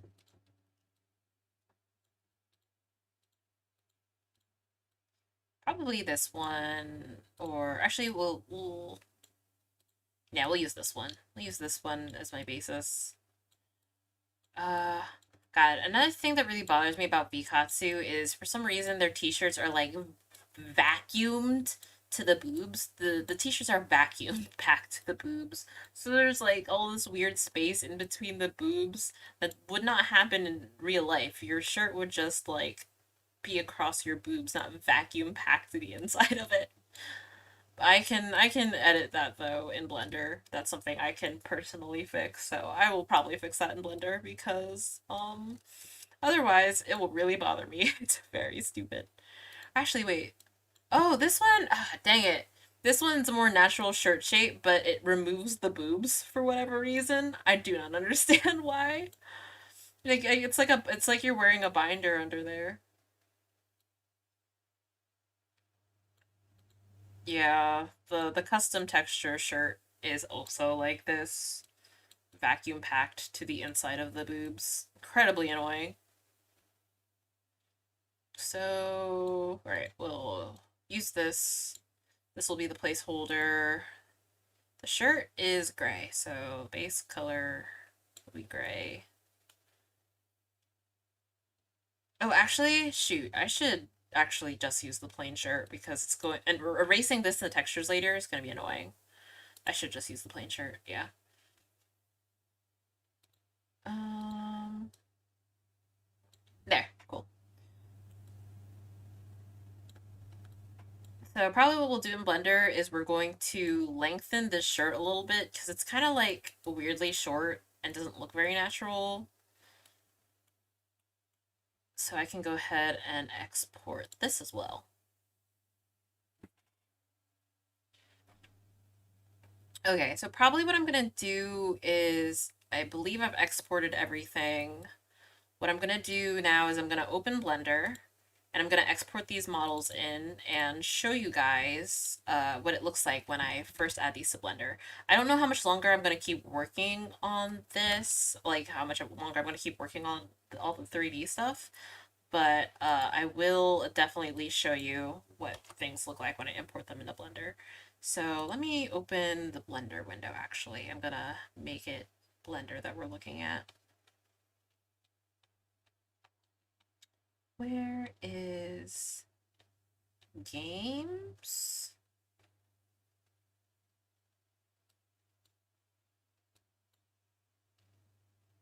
Oh, here it is. Okay, I'm gonna capture window and I'm gonna capture, where is it? Blender, there we go.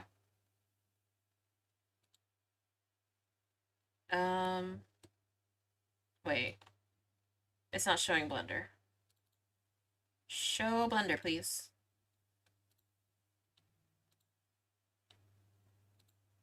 Huh. I don't know why, but it's not showing Blender even though I have picked it as the window that I would like to show you guys, which is really annoying.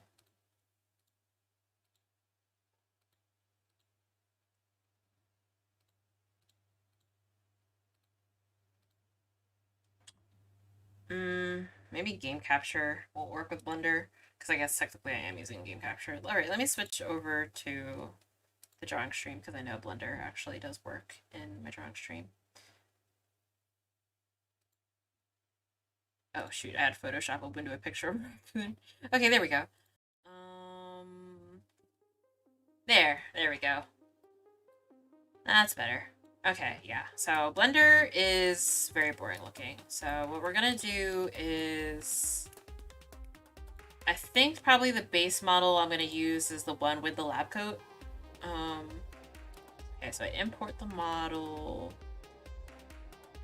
and for some godforsaken reason, the import just gets imported directly to like the C drive.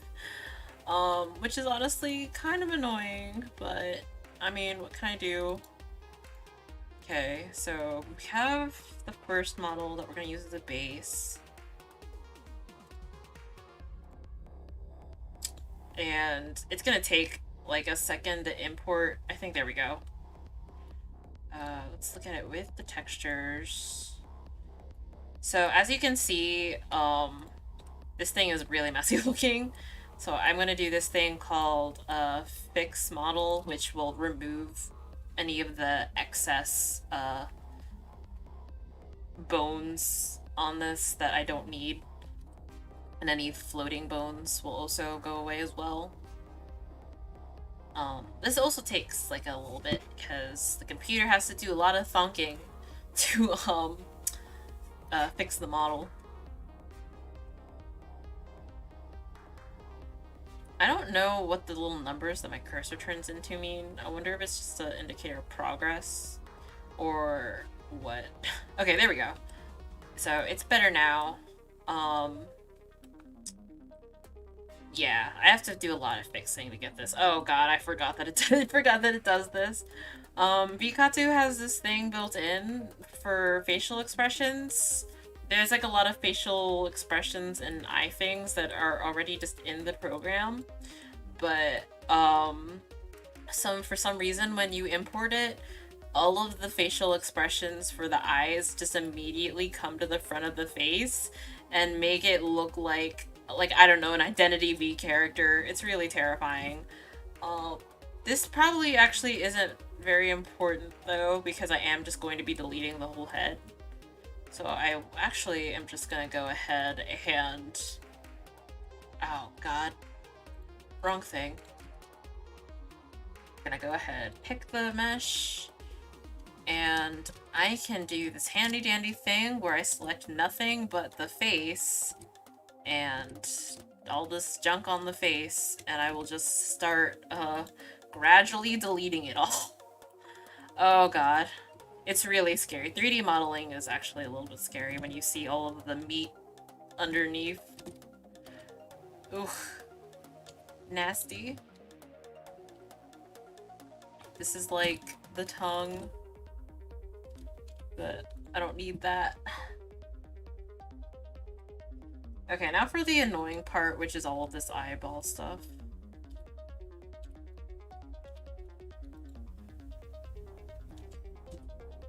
Man. But yeah, 3D modeling and 3D work is pretty long and tedious. This is a lot of patience. It's like equal... I'm trying to describe it like comparing it to drawing. Like, obviously for 3D modeling and stuff, you need a sense of, like, you need some kind of artistic sense because it's another medium of art. But I feel like, and I think all mediums of art involve having a certain amount of patience and, like, perseverance. But I think the kind of perseverance needed for 3D is a bit different than the kind of, like, patience needed for... Ah, fudge. I think I'm gonna have to go in through the materials and pick it through that, yeah. The kind of patience needed for 3D modeling is like a different kind of patience. It's pretty boring. Pretty boring sometimes. I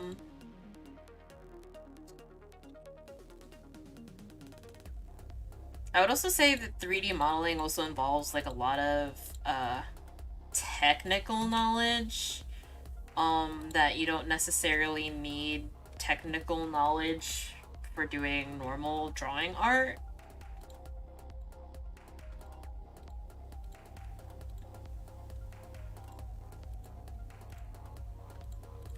Okay.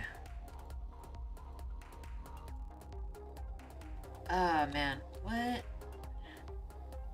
Where is it? Okay.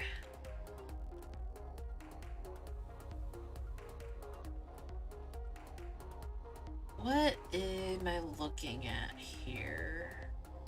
Oh, ears. Oh shoot, I didn't accidentally delete something that I didn't mean to, did I? No, I'm fine.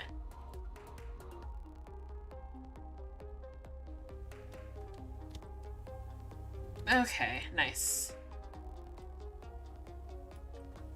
Oh, I have to delete the eyebrows. Where are the eyebrows? Those are the eyebrows. Okay, cool, cool, cool. Oh man, I'm hungry. I haven't eaten dinner yet.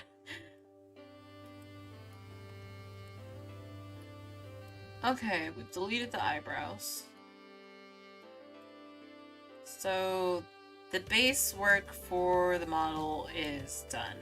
So what I'm gonna do actually now is I'm going to, shoot. Okay, I'm gonna delete the shirt because we're gonna replace it with the other shirt. So I'm gonna go ahead and select all of the stupid shirt parts because apparently every button is like its own individual shirt part, which is very annoying. Oh yeah, this belt also needs to go. God, why is it made of so many different parts? Hello? Oh shoot, accidentally unselected everything. There we go. Hello, there we go. I think that's all of it. Oh, wait. There we go. Okay, okay. Now I can delete the shirt. Oh, wait. Is that part of the shirt? I guess it's part of the shirt. Wait, no. Oh, here we go. There, alright. The shirt is all gone. So now I can replace it with... Oh, wait, hold on. There's some junk on the face that does not need to be there. I think... Yeah, that's going...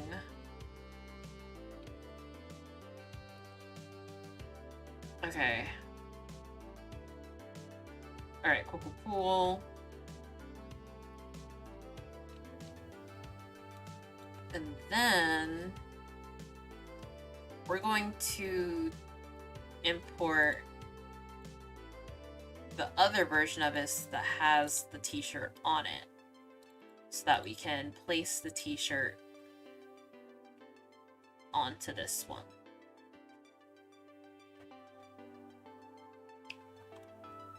Okay, there we go. Okay, so we are going to... Shoot. Okay. What am I looking at? Model versus Archer. Okay, model is gonna be t-shirts. And I have to go ahead and fix this one as well first before I can do anything with it. Oops, not import, just fix.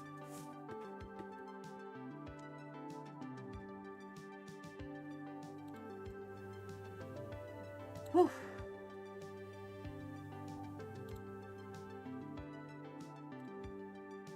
Yeah, I wish. Oh, I'm sorry that if this is like kind of a boring process to watch, but I figured some people might be kind of curious how I do my 3D modeling work.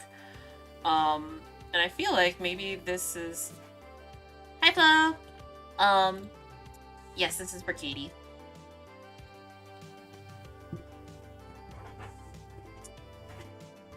I'm doing. I started on the 3D part and like doing the editing now, but it is pretty boring.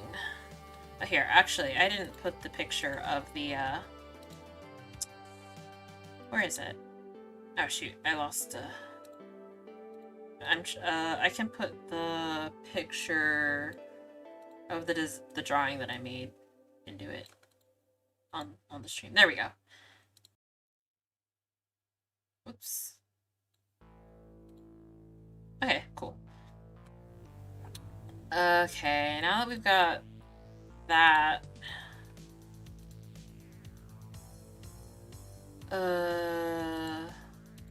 Yes, here we go. Oh, thank you! I didn't make it myself. I cheated and just used like an online stinger generator. I do want to make my own stinger at some point, but I just wanted to get one real quick. Been feeling lazy. Yeah. Okay, so I literally don't need anything but the t-shirt. So I just have to select the t-shirt parts.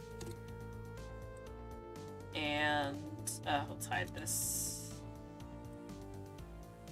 Wait. Hello? I want to hide the other model. Oh, no, never mind. I see what's happening. Blender is freezing. Hello?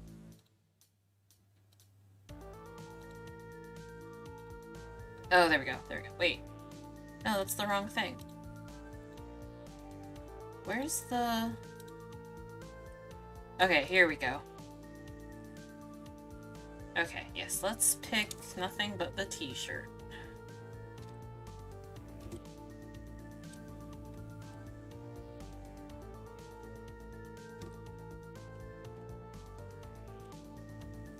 Oh yeah, the t-shirt inside. Actually, um, I'm pretty sure that when I delete the extra stuff, I will still have all of the t-shirt, the extra bird.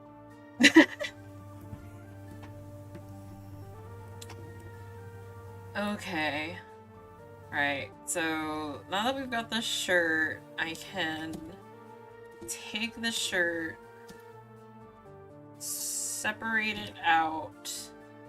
Actually, no, I don't even need to separate it out. I can probably just... Man, can I move it into... I wanna join them. But, shoot, how do I join them? Oh, I think I have to go into object mode, yeah.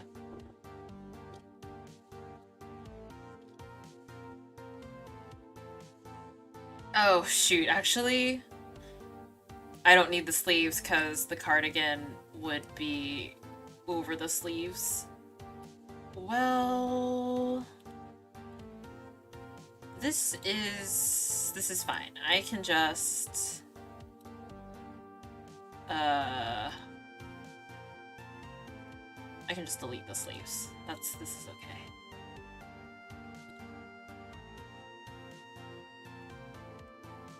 Okay, actually while I'm at it, I'm gonna go ahead and delete the bra because the... Shoot, no, I forgot. The bra is part of... Wait. Wait a minute. Okay, never mind. The bra is just over top of the skin. We're fine. We're good.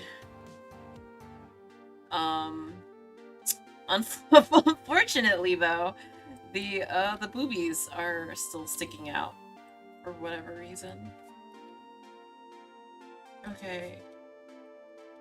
There's no nipples here. It's just a bunch of vertexes, so we're actually just gonna go ahead and delete the boobs. No boobs. No boobs. There we go.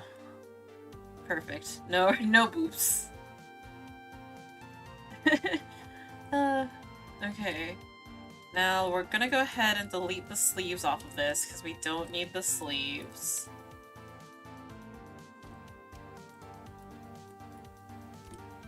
Nope, that's the wrong sleeves. I did not want to delete those sleeves.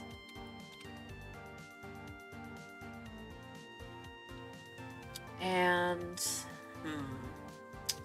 yeah, so the shirt's doing a lot of clipping through the lab jacket.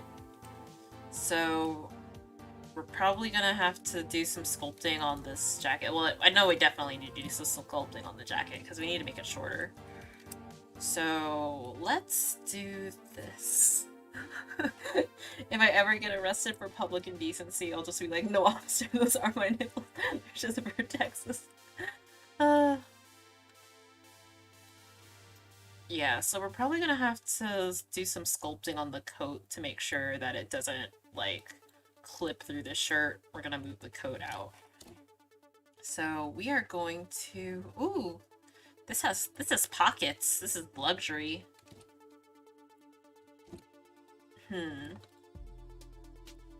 Actually... Oh, shoot. Because this is the lab coat, it has this cut in the back, which I don't want.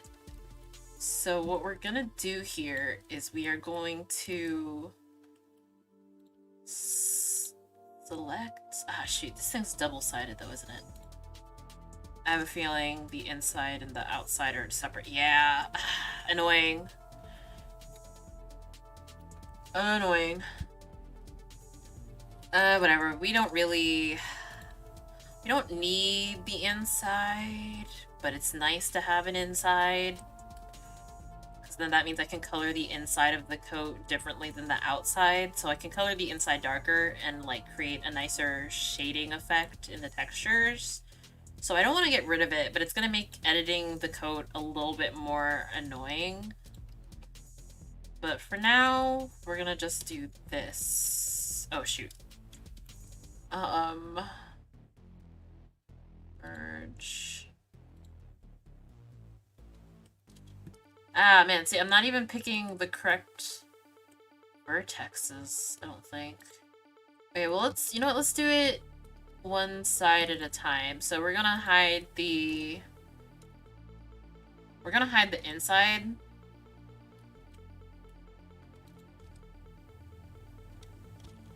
Yeah, we're gonna hide... Wait. Am I not hiding it? No, yeah, wait. Did I do it?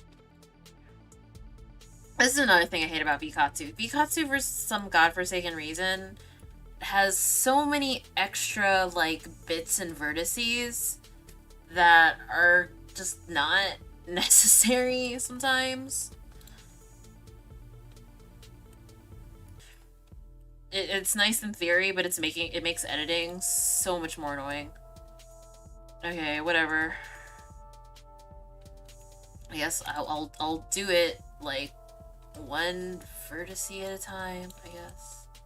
Oh wait, actually, but I already hit the other side of it, so maybe I will just hide this. Yeah, okay. Alright, there we go. I can at least do this now. Okay, so we're gonna merge at the center. Alright, there. Now we're sewing this coat up so that it doesn't have this random... Fudge, wrong way. Wrong button.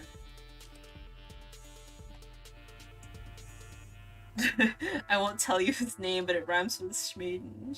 Hear me, Schmaden? I think the edge is probably because it's made through a plane that extruded, probably.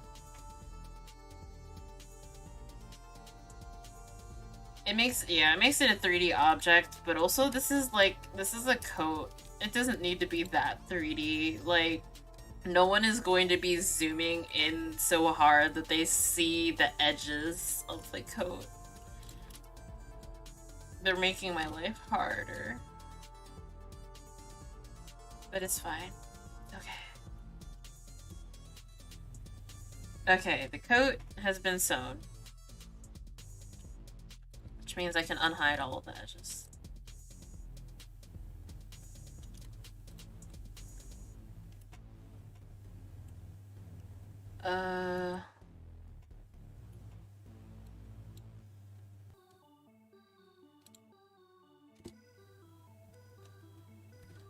Okay, actually, I'm gonna just go ahead and delete these little parts.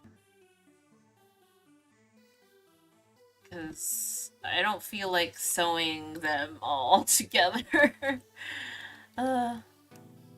If I was like a real responsible 3D modeler, I would just go ahead and sew all of the edges together, but I really don't feel like it.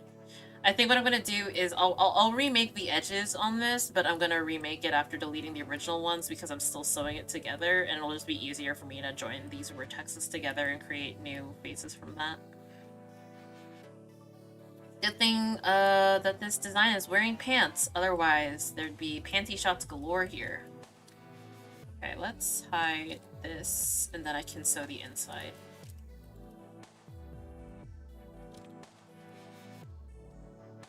Honestly, hello to everyone who's watching my stream right now. I can't believe I have 8 viewers for this. This is... I don't think this is that interesting.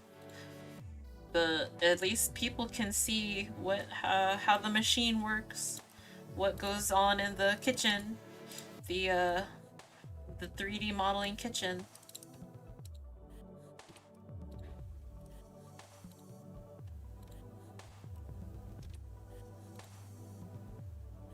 There we go. Nice, that's nice. Okay, we've successfully sewn the coat.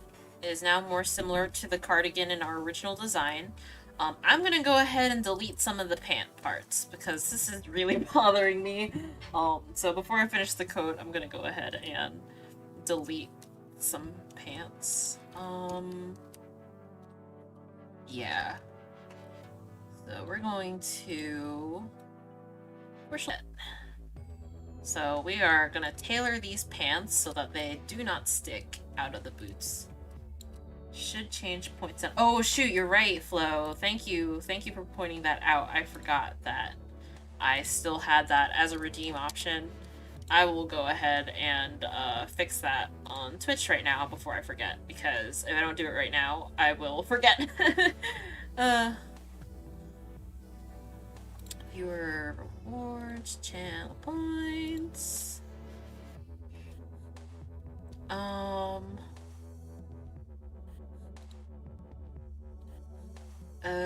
Yeah, bonus 30 model giveaway can go.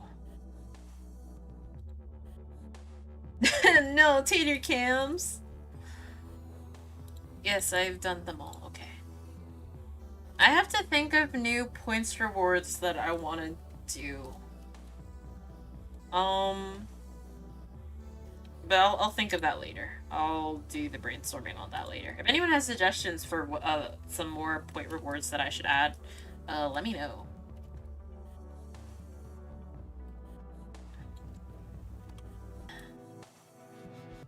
There we go. All the funky insides. There, we have trimmed the pants. Oh boy, I can't wait to win a bonus 3D model. So, let's keep cutting. I know I'm gonna buy 100 entries. Once I finish this one though, I am going to be opening up 3D model commissions, so if anybody wants one, those will be available in the near future. This is a pretty simple design that I'm making, and I don't have to make a bajillion facial expressions. So honestly, I'm hoping. Shoot, I didn't, shoot, did I cut too much off the pants? I think I cut too much off the pants here. Let's just trim it here.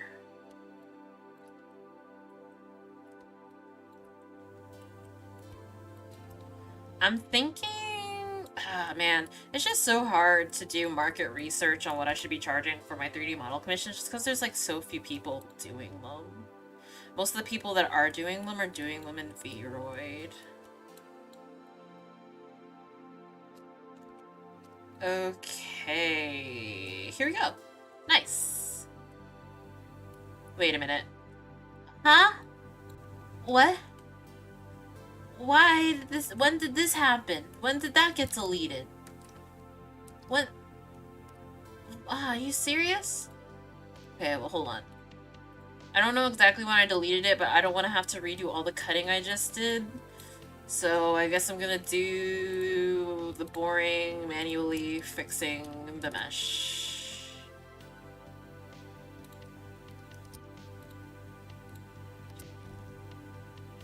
Don't you hate when you're sewing and you accidentally cut an extra part of the fabric that you didn't mean to? This is exactly what 3D modeling is like.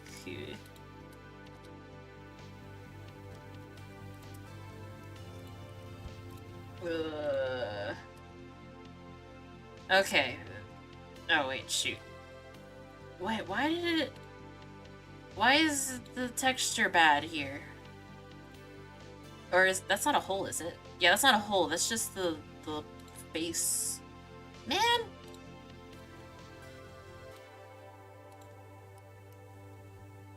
Oh, I just merged vertices, honestly, when that stuff happens now. I want to merge vertices sometimes, but the... Okay.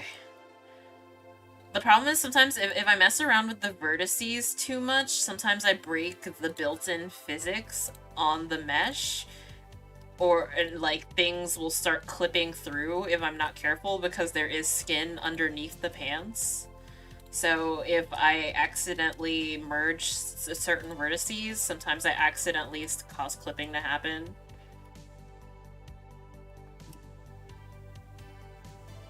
Like, if you ever notice any weird clipping happening with, yeah, see, if I, like, do my hand a certain way, the skin underneath my glove sometimes clips through my glove. And that is because the amount of vertices on the model, that's what it means. Well, how did this get deleted? Or, oh wait, maybe it's not deleted. Maybe it was just another part of the pants that got hidden. I hope. Yeah, okay, that was just another part of the pants that got hidden. Okay, never mind. Whew, alright, we're fine. But yes, sometimes when I decimate the model, which is I reduce the number of vertices on the model to make the model more. The main problem with that is sometimes the way the model decimated underneath, like the way the skin decimated, always isn't always exactly the same structure as the way the clothes on the outside decimated, which can cause clipping. The more I decimate the model, the more likely it is that clipping is going to happen. Luckily the clipping on this model isn't too bad because I couldn't take these backsies once I realized that I was having some clipping problems. Like, at least the skin in my is not something you can undo as a step either. Like, I can't add the vertices back in once the model's been simplified. So it's like tough if I realize that I messed it up by decimating too much. Okay, we've given these pants a good trim here. They no longer clip through through the boots, which is really great. Really love it. Love it. No clipping. We're gonna go ahead and delete these extra bits off the boots because the boot design that we are using isn't important. Why not boolean the objects of the glove is now the hand instead of there being skin? Or is the viewer thing that auto does it and it's just easier to leave it? Honestly, I could have deleted my hands under the gloves. I could have deleted the hands that are under the gloves and it wouldn't be a clipping problem. There's actually a lot of my body, like the skin is deleted if I have clothes covering it. I just went ahead and deleted the skin underneath it. I didn't realize that the clipping was happening until after I had pretty much finished everything already. So it was like, it's not worth it to redo all of my rigging just to prevent the clipping in this like tiny scenario. And people usually won't even notice unless I'm like pointing it out, like because it happens so quick, like people don't usually notice. Oh, butts. Okay, so I was hoping that the boots had boots underneath that leather strap part I just deleted. Unfortunately not, so I am going to have to manually go in and rebuild the boots from the underneath these extra doohickeys. But it looks like I'm going to have to manually make these boots. Okay, well, let's delete this part. Man. Yeah, okay.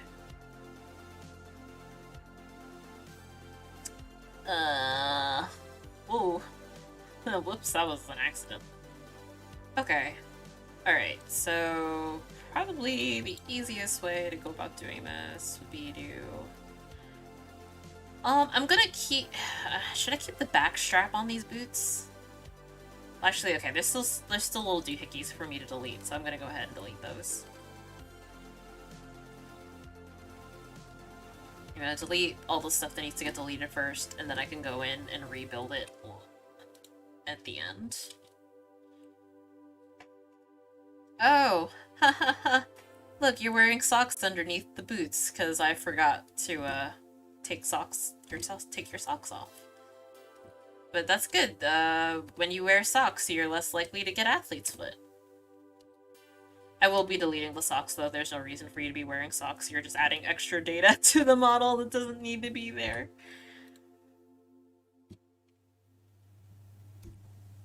So, like a good tip for if anybody else ever wants to try attempting this process of 3D modeling using something like Bikatsu or something similar.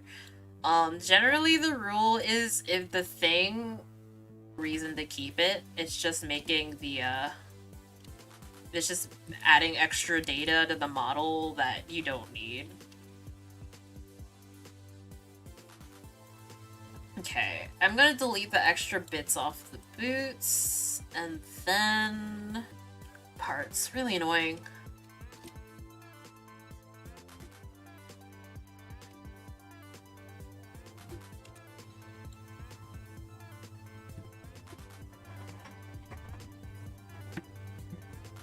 Hey, that's like when I program. Yeah, I mean, 3D modeling is very... it's almost like programmy art.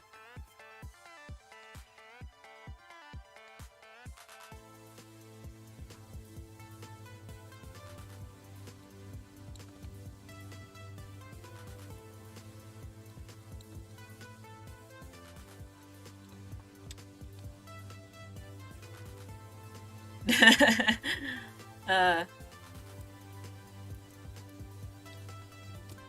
variables are nice because at least when you name your variables properly, you know what your code is doing because you can read the variables, but it sucks when you only use them once.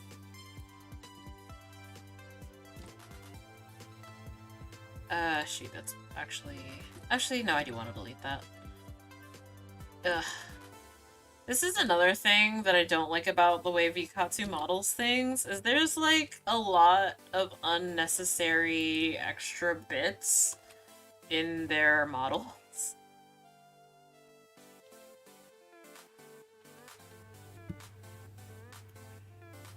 In all the games I've coded, I make temp variables for like each type of variable type.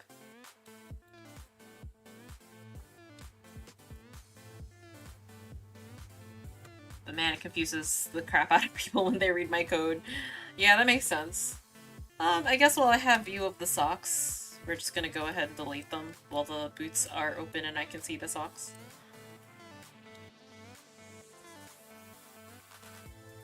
Oh look, and underneath the socks are feet. I don't want to- I can't delete the feet like that, so we're actually gonna take the boots and we are gonna hide- actually, yeah, let's select the whole body. I'm gonna invert this, hide the boots, and we can delete the feet. Yep, we're gonna delete the feet. Oh, darn. Wait a minute. Where'd the back half of the feet go? Okay, I see. The front and the back of the feet, for whatever reason, are separate. And for some reason, the toenails are separate. So, man, I'm gonna have to go back and delete the toenails, but for now we'll delete the feet.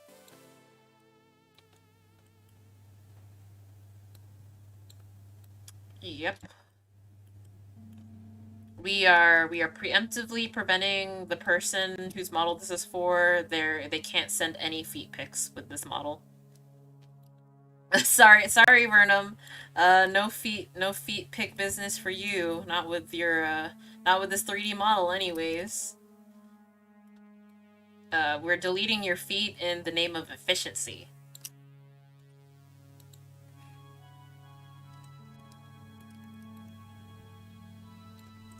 Yep. Feet have no rights. Oh, he's extra courteous. Get out of here. What's also really great about deleting extra parts of the mesh that you don't need, what's really good about it is you're just lowering the amount of vertices that you start with, so that when you do go back later to decimate the model, there's less vertices that they have to like kind of calculate, and it makes it easier to reach a lower polygon number because you don't have all this extra crap underneath that like you don't even see but is still taking up like space in the data.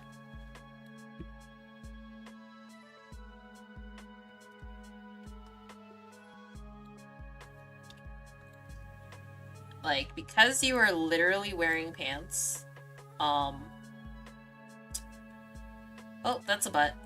Well, it's fine.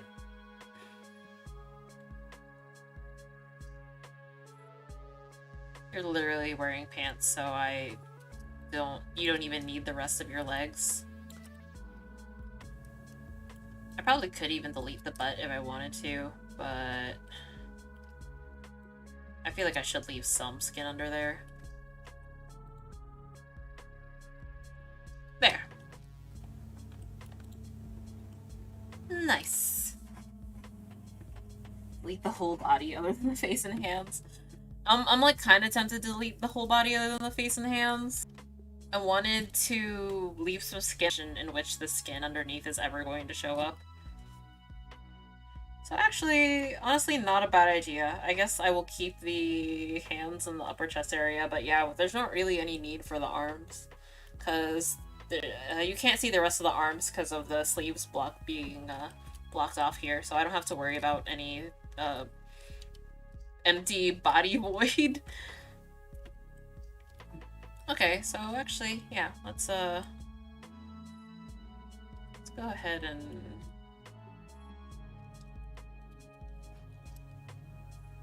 okay, I do need the I need this part of the body. I need this chest area at least because we can see the neck. But I don't need all this.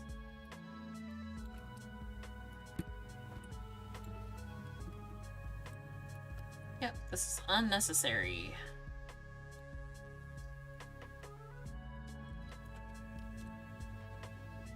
Okay.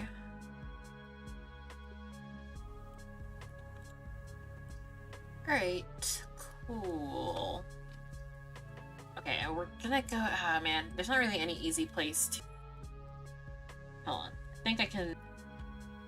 Yeah, I don't really understand the way Vikatsu separates their meshes either. Like, why is there this strange boob ring? Like, it's not the boobs, because I deleted the boobs already. It's like a ring of flesh that was connecting the boobs to the rest of the body. Very strange. Okay, I'm gonna go ahead and delete all this as well.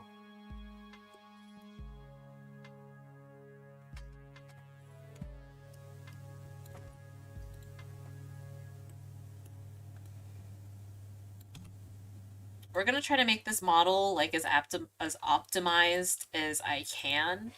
My models that I personally use, like my original outfit, my Valentine's outfit, they're like not the worst. They're not like incredibly inefficient.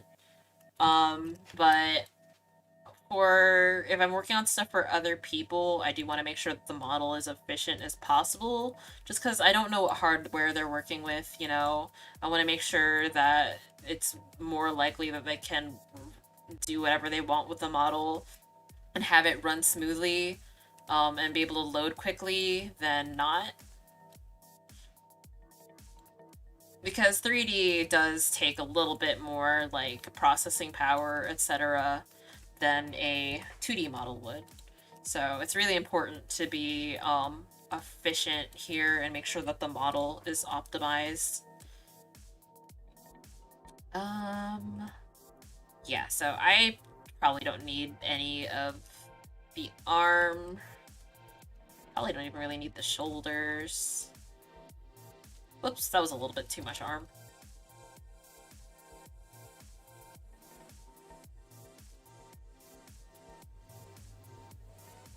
Nice. And, like, it doesn't have to be perfect when I'm cutting these body parts off the body. It's just, it doesn't have to be perfectly symmetrical. It's just mostly a matter of just trying to, like, cut off a lot of it that you don't need. That doesn't have to be perfect because this isn't gonna be seen underneath anyway, so if it's not exactly perfect, it's not a big deal. No one's gonna know that it's not cut perfectly symmetrically.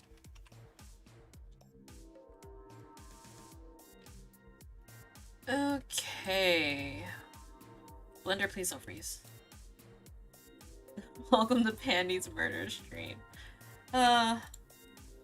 Yes, the most efficient way to cut up a body for disposal is, it doesn't have to be symmetrical. The cuts don't even need to be clean. Just get the meat off there, and just get them into separate parts.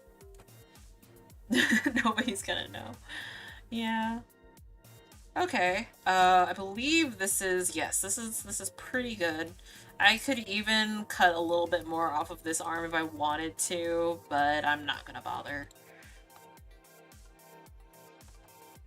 Okay.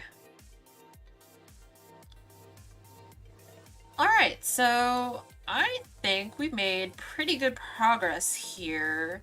I'll take it out of edit mode and then you guys can kind of see what it looks like. Yeah, so Wait, what the heck is that? Wait, is there still boobs left? I thought I deleted all the boobs. I thought I deleted all the boobs.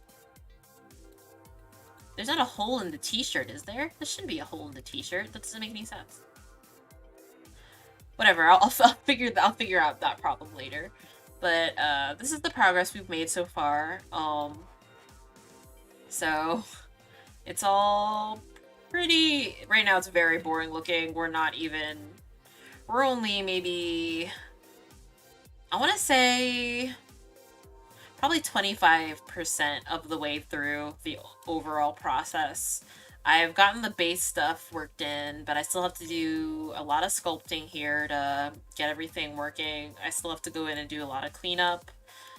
We want to change the clothes and get the clothes more accurate. I still have to do all the texturing. I have to texture everything because I do texture from scratch.